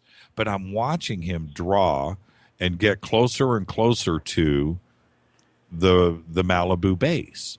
And I'm watching it in real time. In the end, when he opened up that envelope, and it was Dale Romero's picture, somebody that works with us here at Fade to Black, and he opens it up, and there's the picture, and I'm looking at what he just drew. That is not an accident. That is not that. I freaked. I nearly lost it. In that it's real. It is not a phenomenon. It is not something. This is a talent, and this is something real. And with your experiences with remote viewing, I guess the question is why don't people take this serious, and why isn't it accepted, and why isn't it spoken about every single day? First of all, remote viewing is an all-encompassing term, which it deals with telepathy, clairvoyance, and precognition, retrocognition, and all that. And it's a more scientific term than the old words that come from more than a century ago. Actually, about 130 years ago, to be precise, if not more. Anything that is not equally distributed in society, looks, money, success, ability, and it's rare, is looked at a little strange. And even that isn't commonly experienced by most people is looked at as a little off. A lot of people could be trained. Some people could be trained to do this really well. Others cannot. It involves, for the most part, tuning out your conscious mind. The conscious mind throws in a lot of noise to the signal. With the work we did at UCLA that lasted of those many years, from 70 to 87, it was amazing. The continuity, the consistency of it was truly astounding. And we found some people were superstars, most weren't. And it depends on how you can shut off your own mind. It's a, I guess you allow it to happen, you don't make it happen. And because we can't explain this yet, Dr. Edwin May was the guy that ran the program for the government way back when. Right. He was on my own show a couple of years ago, and brilliant guy, very intelligent, articulate man, great sense of humor. And he talked about some of the detailing, which I knew of, and some things I didn't know of, but it was all, clearly beyond reason, this stuff's real. But what the public isn't aware of, once the program was completed, the government, unbeknownst to some of the professionals in it, hired a set of professional debunkers to redo the statistics of the research to make it appear that what we thought was remote viewing in paranormal was actually our own ignorance and stupidity. Why did they do that? Because we didn't want any potential enemies in our future using it against us. Yeah, that's going to work. Right. Dr. Edwin May said when some of the tasks were put out looking inward from way out in the solar system, and that when probes went out there, it was confirmed. It's so far beyond coincidence. It's pathetic. It's like when we had the thing in our group of with Zorro. And so a lot of my academic brethren back then, who I discussed this with, said we guessed at that. I go, excuse me? We guessed? Yeah, we the only thing we didn't say was Zorro. We guessed, yeah. We didn't know even though we had any kid. I didn't even know he was still alive. I knew nothing about the man, nor did anyone else. Right. But the whole point of it is, how many coincidences make a fact? Exactly. 100, 1,000, 1,000,000. When we could consistently do this, and like I said, most people, everyone drives the car. How many people know how to build an engine? Very few. And most people have flown at some point in their life. How many people can build an airplane or a jet turbine? Very few, if any. Very small. It doesn't mean they don't exist. All it means is, yeah, there's something out there. We deal with it, but we can't explain it. And there's something in science, I forgot the term, where it says that the reality of a new scientific phenomenon is inversely proportional to its skepticism. So the fact that people don't believe it is very likely it is happening. Everyone says it'll work. Forget it. When I was doing my dissertation decades ago, I chose remote physiological sensing. That is the ability to detect and record physiological activity from up to 12 feet away without electrodes, like Star Trek. And they said it couldn't be done. I said, of course it can be done. You can measure a star at 1,000 light years. You can measure a human at a few feet. No. It's a signal-to-noise ratio problem. We can do it. So I did it. And I demonstrated it. We could record EEG, EKG, EMG, and respiration from up to 12 feet with nothing touching you. So they thought it was a trick. And this is well before computers. This was 40 years ago. I told my committee members, stand between the antenna and the patient. I guess why? They did it, and all this noise came on the graph. It wasn't electronic as it is now. And it's picking up you. It's a dumb machine. It can't differentiate one person from another. Mm-hmm. Oh, well, they said, well, how did you figure this out? I said, the fact that you told me it wouldn't work, I knew it would work. You were so adamant that it can't be done, I knew it was possible. If you said, no big deal, I wouldn't have done it. And they went, what? Then they said, well, what good would it be? You won't be able to sell it. It'll be too expensive. In that remark, they were correct. Got a patent on it called the Cryogenic Remote Sensing of Physiograph, CRESP. It works. We tested it, trying to sell it. it's like trying to sell a car to a caveman. Literally. They don't get it. Well, no, they don't care. If they you're don't not care. part of the old boys network, Right. you haven't done this before and sold medical devices to people successfully or turned investors' money into bigger returns in a short period of time, they don't want to talk to you. There's a blog on my website called Energy Medicine, Selling a Car to a Caveman. It's all about this. And it's what I discovered in science is this knee-jerk reaction to things we don't understand. When I was running around UCLA medical school, or the whole area there 40 years ago, talking about Dr. Robert Becker's electromedical research, they thought I was crazy. They said, who cares? I go, well, it's not our problem. Don't want you to help people with bone casts where your bone heals in a few days rather than a few months? No.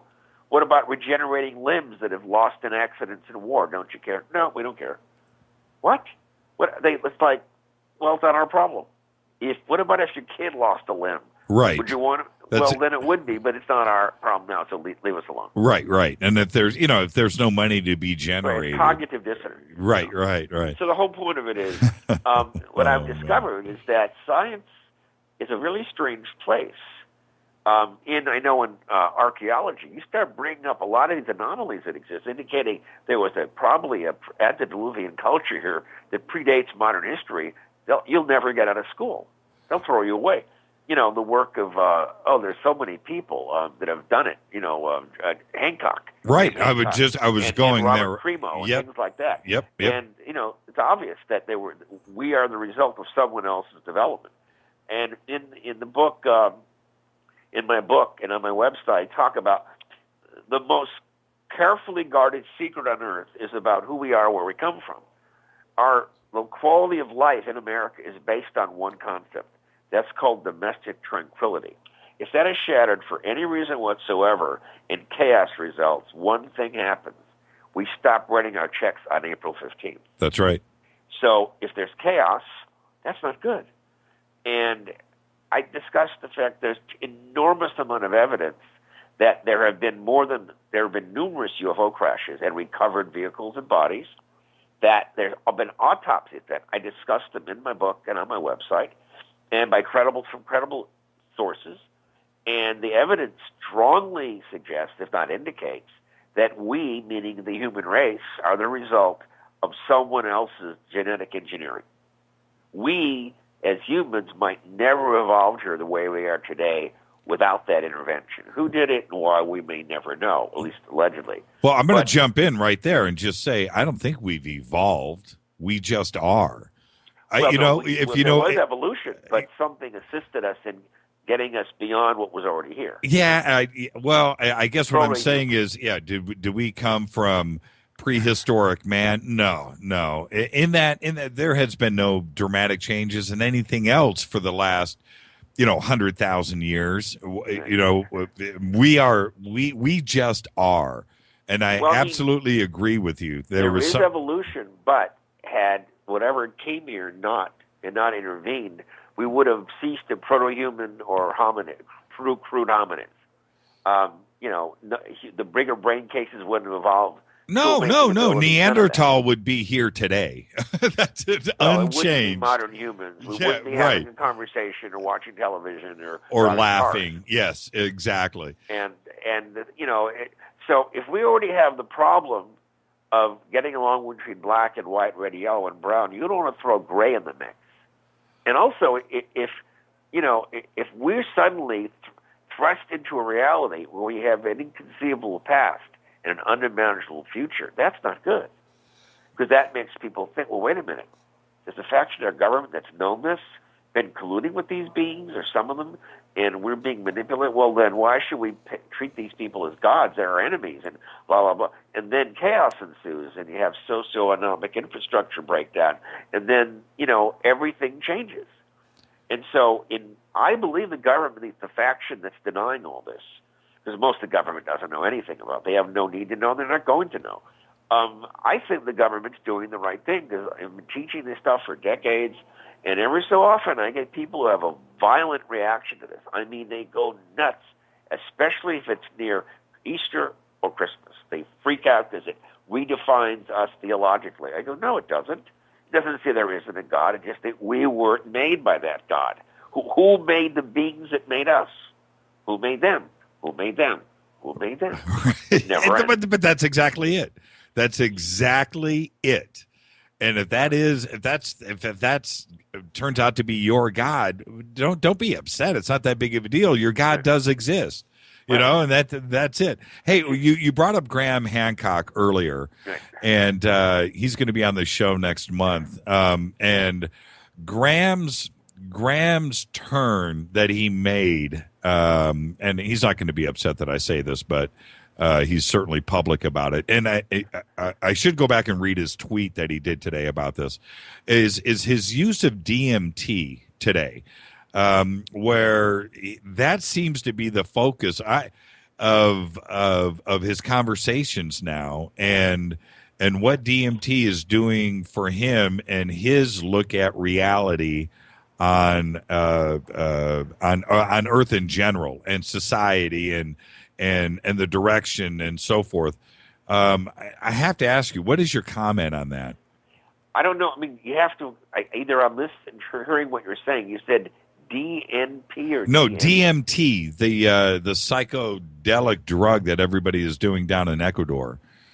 I mean, there's so many hallucinogens that can alter our consciousness and go back to the 50s and beyond. Some are readily available, others are not. And whenever you induce noise to our brain, to our consciousness, to our mind, it creates havoc. In some people, it might open them up, but for the most part, it might create such audiovisual hallucinatory responses that they're worthless.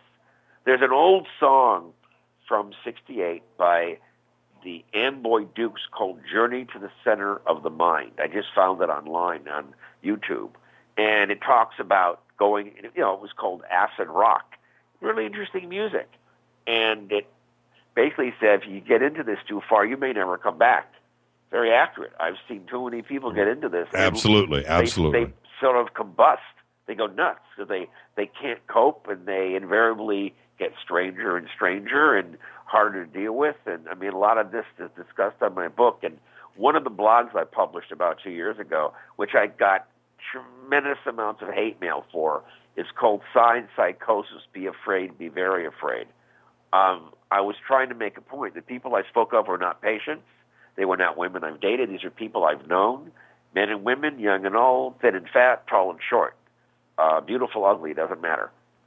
And this field seems to attract a lot of strange people because they're having problems. They think by getting into it, it'll cure their own problems, which it won't. You don't use one phenomena to explain another. That's bad. That's junk science. When you alter consciousness, it will cause part of the brain that we can't control. So, when I was growing up in high school, every friend first started drinking. I had no interest in alcohol. Then they started smoking. I had no interest in smoking, anything. Then they started using drugs. I had no interest in drugs. Lost a lot of friends. And a lot of them lost their motivation. They lost their focus. Been married 2 or 3 times and whatever. And I don't care the peer pressure. I just didn't want to do it. I was having too much fun with my life. I mean, I was the mad scientist. I was building giant Tesla coils, creating ball lightning, and driving the FCC crazy, and building my own fireworks and things like that, and rockets and giant lasers in the backyard. Oh, let's go straight to, man. I'm hanging on your every word, Barry. I mean, you're really good. With what little time we have left, I do want to talk about Ouija boards. Okay. And are they dangerous? Let's just start right there, and then let's just see where this goes. Like anything else in this field, if they became an obsession, yes. They're a toy. They're an implement which can link you to parts of your subconscious or unconscious. And let's put it this way, an old colleague of mine said, just for the sake of our discussion, think that a dead person is moving your hands. Well, you don't let a living person move your hands, well, let a dead person do it. I've seen people, over the decades that have started with Ouija boards, and it got worse and worse, and then it developed automatic writing. And then it developed, and they're writing something, and something else takes over their hand, and it's writing for them. And then they start speaking in tongues, and they have a psychotic break. So, if you've got fun and games or Halloween, great. Beyond that, you're pushing the envelope in a way that can come back to bite you really bad. When I was a kid, my mom did the exact, well, she didn't go to the third stage that you were just referring to, but when I was, a young kid, 5 years old, 6 years old, I would watch my mom in the dining room with her guest over at the house, whoever they were. And so I suppose at that time my mom was probably in her 30s or so. But Ouija board action, man, was going on in there. And my mom told me at a very young age, that stuff is real, man. You don't play around with the Ouija board. It's not a toy. You just leave it. And the Ouija board was always put away and put up on the shelf. And it really flipped me out as a kid. And then my mom would do automatic writing. And you know what? I think for a lot of people that are listening to us right now may not even know what, because I don't hear about automatic writing today. I certainly heard about it a lot in the early 70s. And what is automatic writing? I want you to tell everybody what it is. Basically, is that you're allowing the spirit or another consciousness to come through you and write. I would watch my mom start at night, right? I'd get up in the morning before school and would walk by the dining room table, and there would be 100 sheets of paper there, full. And I would watch her do it, and it would flip me out. I didn't quite understand at such a young age, but my mom did it. And I hope she's not angry at me sharing this story. I think I've done it before on the air. So, but she did it, and she did it a lot for years. Yeah, it depends on the person. Most people can't handle this. Some can, like anything else. Some people have a higher threshold to pain than others, higher threshold to noise around them, or, stress than others. And so it depends on the individual. It is something I've never recommended. I mean, I've seen how people get into this field one way or another. And I've known many people, not many, a lot, I should say, who have committed suicide because they can't deal with this anymore. And it turns on them, because their own mind is turning on them.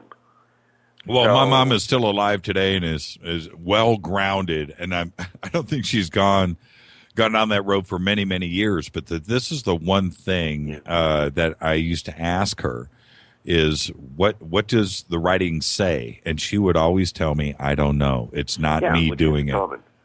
If it's a sort of a dialogue with your subconscious or unconscious, who knows? Growing up. I never got into that.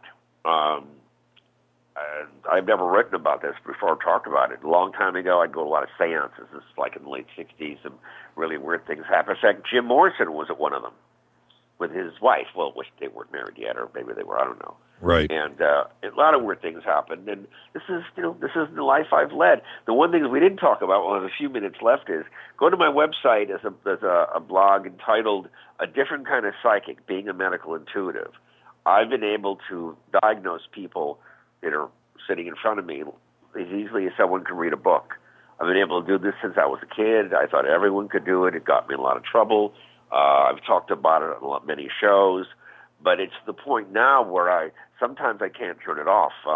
There was a commercial from 2008 from Axe. Axe makes like hair products and skin products. Unilever commercial. It was the music from the Seeds called something about Can't Make You Mine or what? Yeah. And 2008, and a guy in Venice, and he's looking at all these beautiful women. It's like he's able to stare through their outer clothing. You see their undergarments. And the music was great. I remember it from high school, 1966. Boy, did I identify with that commercial, because when I was young, it was happening all the time. I could do it, and I thought, it's real. I checked it out. I was able to do it. Last year, 4th of July of last year, one of my colleagues, he works up in Northern California. He's an MD. We've worked together for 42 years now. And he brought his new girlfriend by. He wanted me to diagnose her kid and her. Okay, didn't even know their name. They're sitting on the couch where I'm sitting now. And I'm looking at her son, and I saw the strangest thing I've ever seen in my life. It looked like his frontal lobes weren't there, like a balloon had been deflated. I kept rubbing my eyes. what? And I turned out this woman's son had cortical encephalopathy from encephalitis. It ate away his frontal lobes. He never told me that, nor did the mother. I didn't even know the mother. And the mother's eyes almost came out of her head. Then I moved my vision to her, and I said, boy, your lungs look like old brown paper bags with black spots. You got COPD? She goes, yeah. I said, I can see it. Her eyes got real wide. She jumped up, grabbed the kids, and ran out of her like I shot her in the ass with a BB gun. Wow. So it's like I can do this at will. I met with a new manager in the industry, manages one of my good friends a couple weeks ago. I didn't know the man. I knew who he was. So he says, can you do it to me? Yes. I said, well, you don't have hypertension. You have hypotension. Describe some mid-back problems and sinus and, upper respiratory. And he turned white. You can do it. I said, why would I lie to you? No big deal. So, it's... When you said you can't turn it off, what did you mean by that? Let's see. I went to see The Dark Knight when it came out in 2008, and with an old friend from UCLA, we drove separately to the theater, and we sit down, and suddenly my bladder feels like it's going to explode. It's burning, cramping. What's going on here? Oh, my God.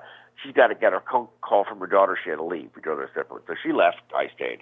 Didn't need my help. And so a couple of days later, I found out she had a really bad bladder infection. Next time you tell me, we'd sit 4 to 5 seats apart. Okay, but why didn't you tell her? You should. I mean, no, she didn't. What I'm saying is, no. What I mean is, as she's leaving, you didn't pick up your cell phone. She knew she had a bladder infection. Oh, but she didn't tell me about it. Wow. It sounds almost like a problem. Well, and then the girl I had some time ago, I met her. Her father worked at the UCLA Medical Center where I did decades ago. So we're dating, and we got along really well. And we're talking, and finally get involved. And so I said, look, it was Judy. Look, Judy, I can't date you anymore. Well, you've got some health problems. They're killing me. I said, well, what? I said, well, you have some upper respiratory, but you also have a prolapsed mitral valve, and you have the early onset of menopause. And she went, what? What? Huh? Yeah, turned out she did. That was the end of the relationship. Couldn't be around her. I want to open up the phone lines real quick before we run out of time. 323-825-5045. 323-825-5045. Let's open up the phone lines. And I know everybody, let's just go. Questions for Dr. Barry Taff. And, I just got a text in. Yeah. Our phone number, 323-825-5045. Are you ready for this? Means 323-TALK-OIL. Somebody sent that in. I was like, that is like the weirdest thing. I almost want to change the number. 323-TALK-OIL. 323-825-5045. If you would like to talk to Barry Taff before we let him go. Now, with the Ouija board, we kind of got this away from us. Does it harken back to everything else that you were referring to in that everything is already there and the Ouija board is the op amp? You know what I mean? The Ouija board is the focal point. It just allows you to stop thinking and let this subsurface, this subconscious or unconscious elements come out and work in relationship to you without your normal intervention. And is with kids, and I wanted to actually talk about this with EVPs earlier. Are kids, because of the innocence involved, possibly, do they have, treating the Ouija board as a game or as a toy, do they have the energy to pull this out easier because they don't know what they're messing with? Depends on the person. The child. It's not something I would recommend you get children to get involved with because it could really tear them apart emotionally and physiologically. It's like putting a gun giving them a gun with one bullet in it, letting them, what's it called, Russian roulette, and you spin the where the bullets are, hoping you shoot it, the next one isn't around. Right. No, not a good idea. I have seen friends of mine work a Ouija board. Well, it's been a while, but watching the what do you call that? The planchette. The planchette. Watching that zip around the board, and when you see 3 or 4 hands on it like that, it's not an accident that these words are being spelled out and these answers, yes or no, are happening in rapid fire succession. And it always scared me. I always backed off. I didn't want to have anything to do with it. And I knew that, and I would always warn everybody too, man, you don't know what you're messing with here. And everybody just kind of laughed about it. But Sure. it is something that should be taken very, very serious. And yeah, it can have very dramatic and negative effects on the wrong people. with if the Ouija board is the conduit, can anything then be a Ouija board? Can anything be the conduit? Oh, it's a different thing. You're not asking something to involuntarily move your body in some way to get information of you. You either speak or you make motions with your hand. But you're not sitting there moving something on a low friction surface to get it to respond to cues. So I just wouldn't play with it. People are just asking for problems, in my opinion. Why? In the long run. Why do children's voices seem to pop up on EVPs more than anything else? I can't tell you. Yeah. All I know is, again, this is coming from a level of our subconscious or unconscious, that wouldn't surprise me. But again, we're nowhere. I'd say that EVPs are real. They're paranormal. It's just the source I'm curious about. How much of it is from living human beings? How much or not? And why are dolls? These are all questions I need to ask Barry Taff. They're all why are dolls always haunted? Why is that? Dolls, DOLLS. Yeah, why is that? You beautiful women or actual dolls? No, dolls, toys. I don't know. I've never talked to a doll I didn't like. I don't know. I don't know. Objects that people become emotionally attached to can have effects. Trigger items and poltergeist situations. There's so many variables to this, and all of this seems to involve our unconscious or subconscious emotional wants and needs and need relevance. Things that attract our attention and that repel us at a strong level are things that react. And this is why everyone picks up certain information and why they do. Why I'm a medical intuitive, I have no idea. I mean, I have one other friend who's a gifted psychic, a man by the name of Jack Rourke. Worked with him since 2006, probably the most gifted psychic I've ever known, and the most normal and grounded one. And he's written a book recently. I should have it out here. I forgot the name of the book. It's a shame. But Jack Rourke, it's a thing about the rational psychic. He looks more like an actor, which he was, but incredibly gifted. He's also a medical intuitive, very objective, and amazing. I've seen him do incredible things, but it's all meaning it's psychic. He's not a medium that doesn't talk to dead people. With when I forget the guy's name. Actually, we don't need to say his name, but when this trend started back in the mid 90s, talking to your dead relatives, that whole trend, and you're looking at these infomercials and these television shows. That's not real, is it? Well, put it this way. I know we're talking about a guy short, chunky. Yes, mustache. with a mustache. Looks like Tom Selleck a little bit. Yeah, a short, fat Tom Selleck. I was on the other side a number of times back in the mid-'90s. I was friends with one of the creators of it, Ron Ziskin. Great guy. Known him for a long time. So anyway, the guy we're talking was in there. I didn't know him. He comes up to me, introduces himself. Oh, nice meeting you. You believe in what I do? I went, no. You don't? I said, no. Everything you do, we did in labs, and there were dead people floating around.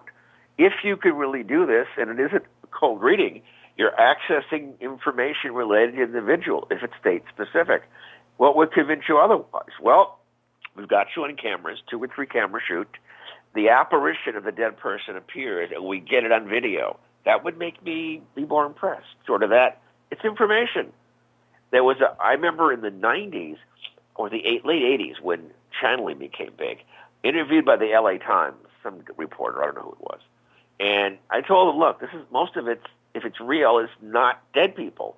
And I explained, okay, he agreed, but that isn't very sexy. I said, no, but it's accurate. Right. People can access information remotely from other people, places, times. If it's there, they can get it. But I go, look, I said, look, bottom line, no one's going to pay you a ton of money to get inside your head and tell you what you already know. Who cares? Right. They want to pay you money to make you, oh, you're talking to my dead my Uncle Frank or my Aunt Mary or my mother, Louise or my father this, they'll pay you money for that. They think, if you think you're talking to their relative. Well, they're not.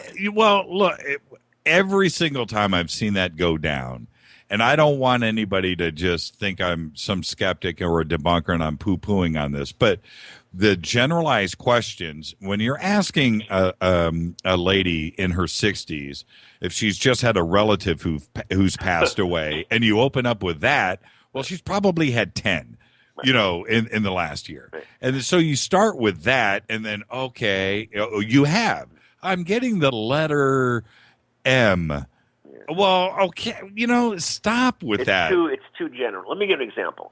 Back in the 70s, I was taken to a famous psychic who's passed on right now, a long time ago. So I didn't know the man, he didn't know me. So he's giving me a reading and wouldn't let me record it. That was his thing. So who cares? And he says to me, "You're psychic." I said, "Yeah, and that and the dime won't get you a cup of coffee." Okay. He says, "No, but your ability is finely focused. You can diagnose people." That was good. That was long before I talked about it. Friends knew about it, but I didn't talk about it very much. And then he said, "You're not going to be with this girl any much longer." I said, "What else is new? Tell me something I don't know." Okay. And he said, "I keep seeing you working in the entertainment industry. Write a book. It's going to be a bestseller. It'll make a movie out of it, make you some money. You'll be doing I don't know, I'm not writing a book." Unbeknownst to me, Frank DiFelita at the time was writing The Entity, which was a bestseller and did make a movie. I did make some good money off of. Most of your money would be made from the entertainment industry. Okay. Then he looks at it, he says, "I used to race cars. I see a silver car with a black number 3 on a white background on the door, and that was the number on my old race car." He didn't know it. The girl I was with didn't know it. It was before I even knew her. Okay, about future, well, I don't see you getting married, but the woman you end up with, he described my stereotype, but big deal. And I said, "What is she?"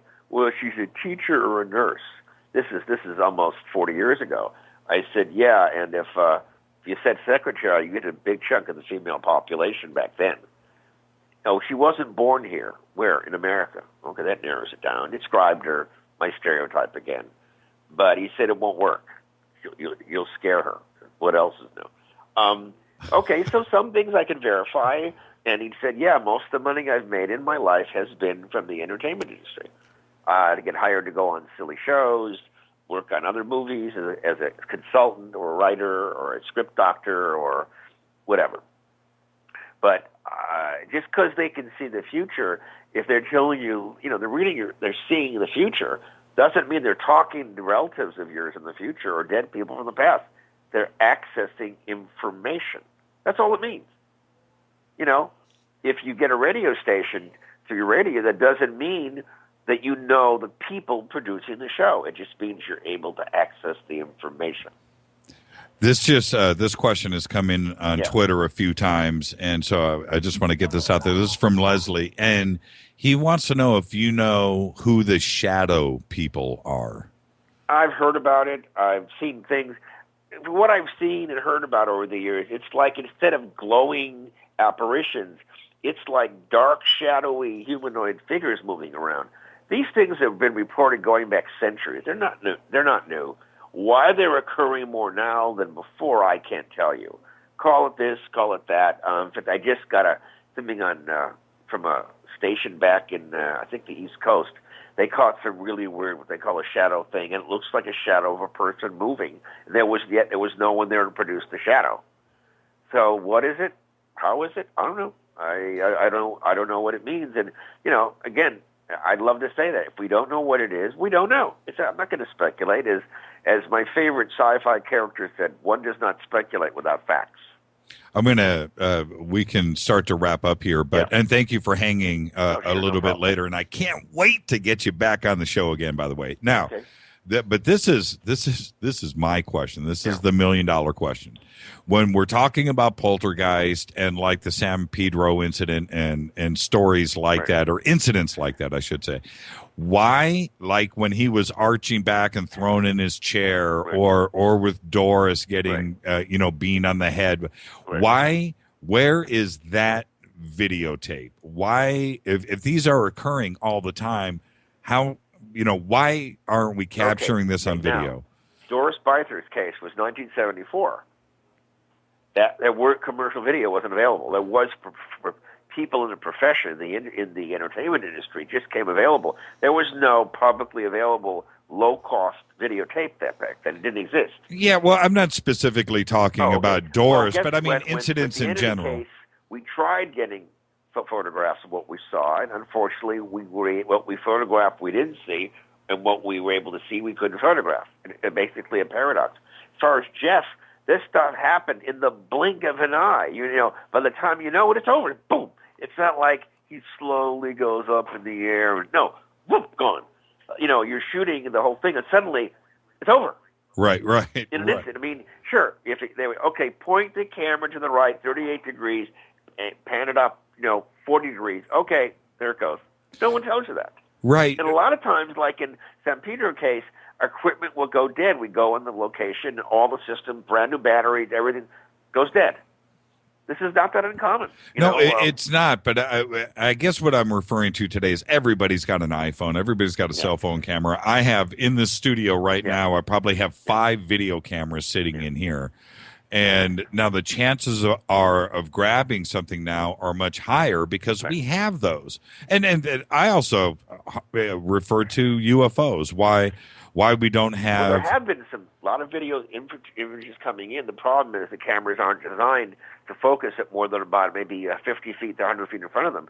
Get this blurry shot of something up in the air. You don't know what it is. Right. It's a unidentified flying object. So once you get rid of it, it's not a meteorite. It's not a bolide. It's not atmospheric phenomena. It's not an inversion layer. It's not a comet. It's not Mercury. It's not Jupiter. It's not Mars. There was, when I was writing my book originally, Aliens Above, Ghosts Below, there was a big flap going on in the Midwest. And they said, people saw these things hovering over their homes, like in Ohio, whatever. And the media said, it was the moon. The moon? If you can't tell the difference between the moon, which you've seen all your life up there, and that giant glowing object hovering over your house, you're insane. Right. Hello. Let's grab one quick call. This is from Dino. Dino, hi. How are you, sir? Hi. I'm not hearing the other caller, and you're fading in and out. But the only thing I have to say tonight is you can play around with vowels on the telephone number, and what I get is Fad Val Mick or Fad Val Nil for the phone number. Oh, not talk oil. I'm not logical. I don't know anything else about this. I'm just listening. Okay, Dino. I'll see you later. Okay, thank you, Dino. Well, there's not a night that goes by that it isn't complete if we don't have Dino from Northern California call in. I've just and when I know. UFOs exist. I get that. I understand that. But I had posted about 20 years ago, probably in the mid-'90s, and I got them all involved in a forum back then. And one of the things that I had suggested back then was with all of the cameras. Now, I'm not talking about in 1940, 1950. When cameras were an expensive thing, and it not like today. But I said this back in 1995 that if everything that was being photographed every single day, it would be the 405 freeway of UFOs, backed up bumper to bumper, driving to Earth. And if that is indeed the case, then with all of the cameras today, where is the one? Where is the one the one picture? Rivets, A lot of times people who see things don't even bother to point their camera or phone at it because they don't pay attention. People that do, they get these luminous things up in the sky. You can't tell what it is because it doesn't have a long enough lens to resolve with high resolution. Sure. So you're like, what is it?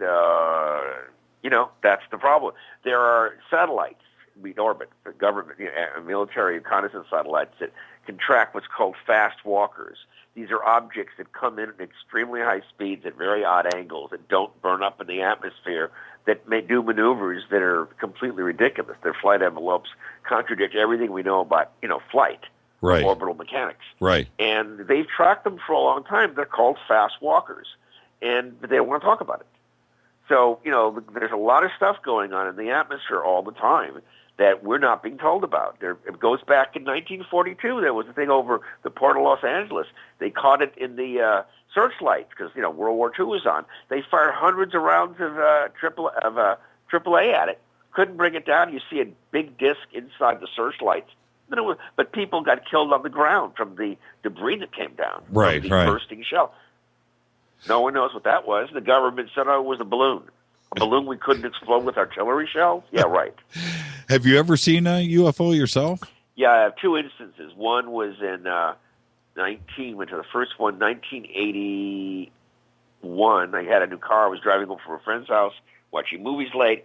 And this is in Palms area in West LA. And markets were closed, just finished drizzling. I saw something. It looked like it was going to crash into the market. It was hovering maybe a couple hundred feet up. It was like a tubular shape with these bright windows emitting like welder's light, bright.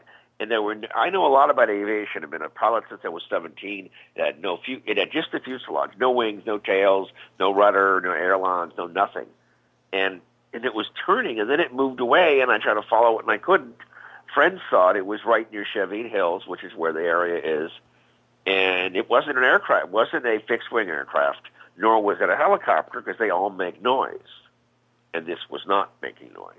Another one was in, I think that was 2 years later. I was in Mar Vista, this girl's apartment, and I saw this weird thing, too. It wasn't an aircraft. It was hovering. It looked like a flat-bottomed disc. That was about it.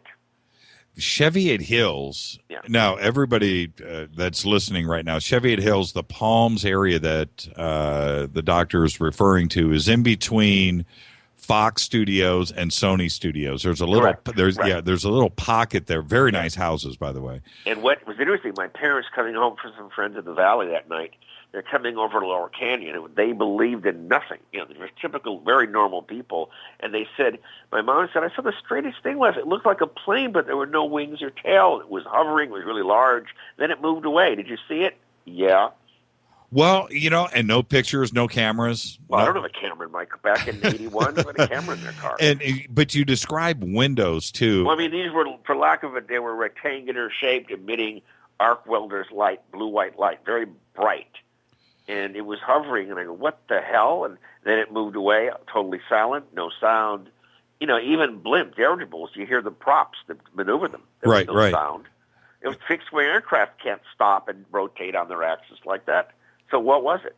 And looking back now, what was it? I filed a thing with APRO, Air Phenomena Research Organization, back then. Right. It was published, and I've been studying UFOs for more than 50 years, and it's amazing. I mean, a lot of interesting events in history are probably related to UFOs, and people thought they used to be related to God. 1917, Fatima, Portugal. What people thought was a theological event or religious one might more likely have been UFO related. That was one of the things I meant to get to tonight, was Fatima. And we've got I've got to roll credits here in a few minutes. And that would be a reason or a great show would be to come back and just spend time on that. But with Fatima, now looking back, like your experience in Cheviot Hills, now looking back with everything that we know today, and there was a lot of witnesses there. We're talking tens of thousands. Yeah. Are you leaning on the ET side of things and maybe 100%. Not? And what makes you say that? Well, there were pictures taken. You see a disc. They thought the sun was falling and the world was going to end. It looked like a glowing disc. It didn't look like the sun to me. And also, the 3 children, 2 died not long thereafter. They thought it was influenza, Spanish flu. Right. Decades later, they exhumed the bodies, did a proper autopsy. And guess what the autopsy revealed was the cause of death? Talk to me. Radiation sickness. What a coincidence. Well, and then the one girl, they speared her. Yeah, they speared her away and had her. She became a nun. She had to never speak again, sort of situation with her. She claimed that the last prophecy was about something in it. I have a feeling that's completely wrong. Well, the first prophecy about the end of the First World War, the second prophecy was about the start of the second, and the third prophecy we'll probably never know the truth about. And so all of the rumors about the third prophecy that you read online, nobody really knows, do they? No, it's guesswork, it's guesstimation. The only people that know is the Vatican and her. Yeah. Now, why would again, we need to do a whole show on this, but why would the Vatican shut her up, though? I mean, what was... Control information. They don't know what's going on. Something's unusual. And I mean, for the last several years, they've actually been saying that there is an extraterrestrial presence.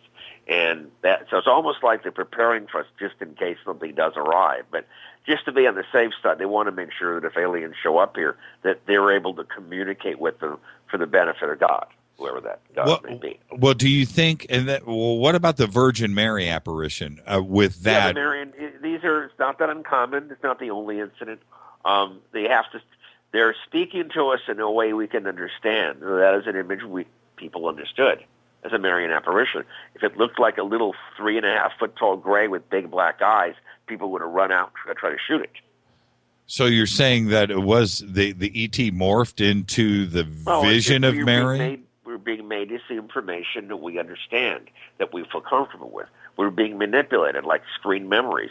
Why is it over years as we evolve, the image contactees and abductees have seen change with what we know to be real? In ancient times, they saw weird dials and things, and they saw potentiometers. They see digital, and they see holographic. So as we evolve, what people see in these events correlate to where we are in our technology. So we've got to be careful about what's going on because we're being manipulated at some level. We're not aware of it. What have you got going on? Oh, just my book, Aliens Above, Ghosts Below, on Amazon, Barnes & Noble, my website, barrytaff.net. Read a lot of my blogs, go into great detail. Other than that, in the midst of doing fundraising for a number of graphic novels, which might be out next year based on my book, and then to do a remake of The Entity, hopefully next year. This was just an absolutely mind-blowing show, and it seems like, I've been really lucky. I get to say this almost every single night, but this one this will rose to the top, Doctor, and I really appreciate it. And we knew, you and I, talked all week about that. We knew it was going to be great, but thank you for everything. No, it's my pleasure. When I come back, just let me know. Absolutely. Well, it's going to be a Fatima show. There's no doubt. Okay. There's so much there. But you have a great night, and we'll talk over the weekend. Thank you very much. Thank you, Doctor. Bye-bye. Bye-bye. Dr. Barry Taff, thank you. Oh, man, we are out of time. Thank you, Doctor. I have to say, and I was watching the comments in Twitter, the thing is about Barry Taff is, out of everybody out there that does what he does, he is the guy. He has more experience, everything with the labs at UCLA and how and what, when, why, and so forth. Nobody has the experience and has seen and done what Barry Taff has done. And being able to get him on this show and freeform it like that for almost 2.5 hours, that was extraordinary. My brain hurts. And we didn't get to anything. We got to everything, but there is so much more to tap into when it comes to Barry Taff. And as far as a repeat guest goes, he should be high on everybody's list. And again, I'm sorry I didn't get to any email questions, and they're all lined up here. I apologize for that, but I just couldn't squeeze it in. And also, Eugene, I tried, man. But it appears that I don't think Barry knows about DMT. And what I was referring to when it comes to Graham Hancock, Graham posted today. Now, I'm just going to say this out loud.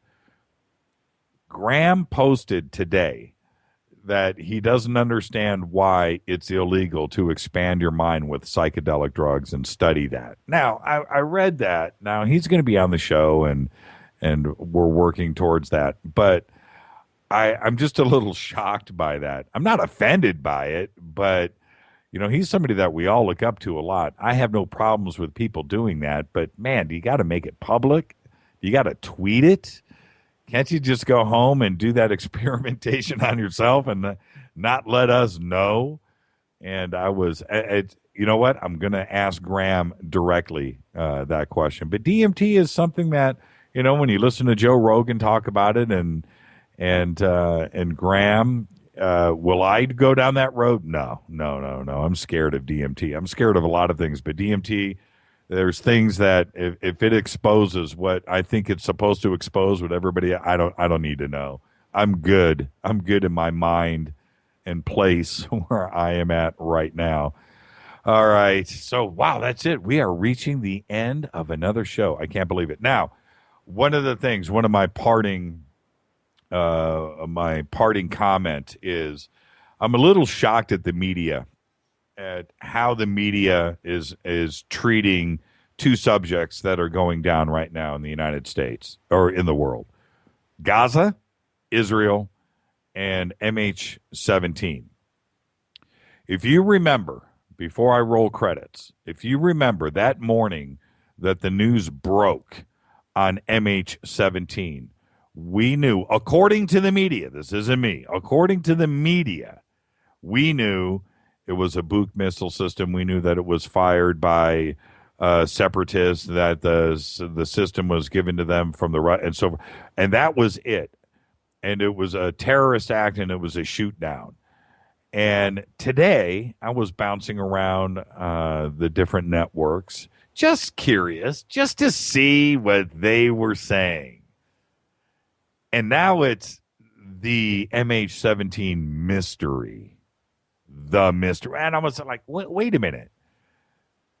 8 days ago, you were telling us factually, bam, bam, bam, bam, exactly what happened. There was no question about anything. And now today it's called a mystery. And I'm wondering who is feeding this information and why the backpedal is occurring right in front of us in real time in the 24-hour news cycle. I say it every night on this show, and I'm going to say it again. Believe nothing. Believe nothing. Question everything. And when you have evidence of questioning everything right in front of you today, I'm looking at Rick. Mystery? Yeah, exactly. It's happening right in front of you. What more can I say or do other than question everything? And the media, you know, to call me the media? No. Oh, no. I'm the guy that's always going to question the media. All right. Coming up next, Skywatchers Radio. Skywatchers Radio. I'll retweet right now. I'll retweet PSN for you. There you go. There you go, Angel. Retweet. Skywatchers Radio coming up next. This is Fade to Black, Dark Matter Radio Network. Special thanks to Keith Rowland and Art Bell. Special thanks to Dr. Barry Taff. Fade to Black's executive producer is Rita Kamarian. Show is produced by Hilton J. Palm and Mark D. Kovar. The announcers are Steve Harder and Mark D. Kovar. Music is this guy right here. He can spank the plank. That's Doug Aldrich. Show intros performed by Space Boy. Fade to Black is produced by KJCR for the Dark Matter Radio Network. I'm your host, Jimmy Church. Tomorrow night, Richard Dolan for the entire show. Everybody be safe, and I'll see you tomorrow. See ya!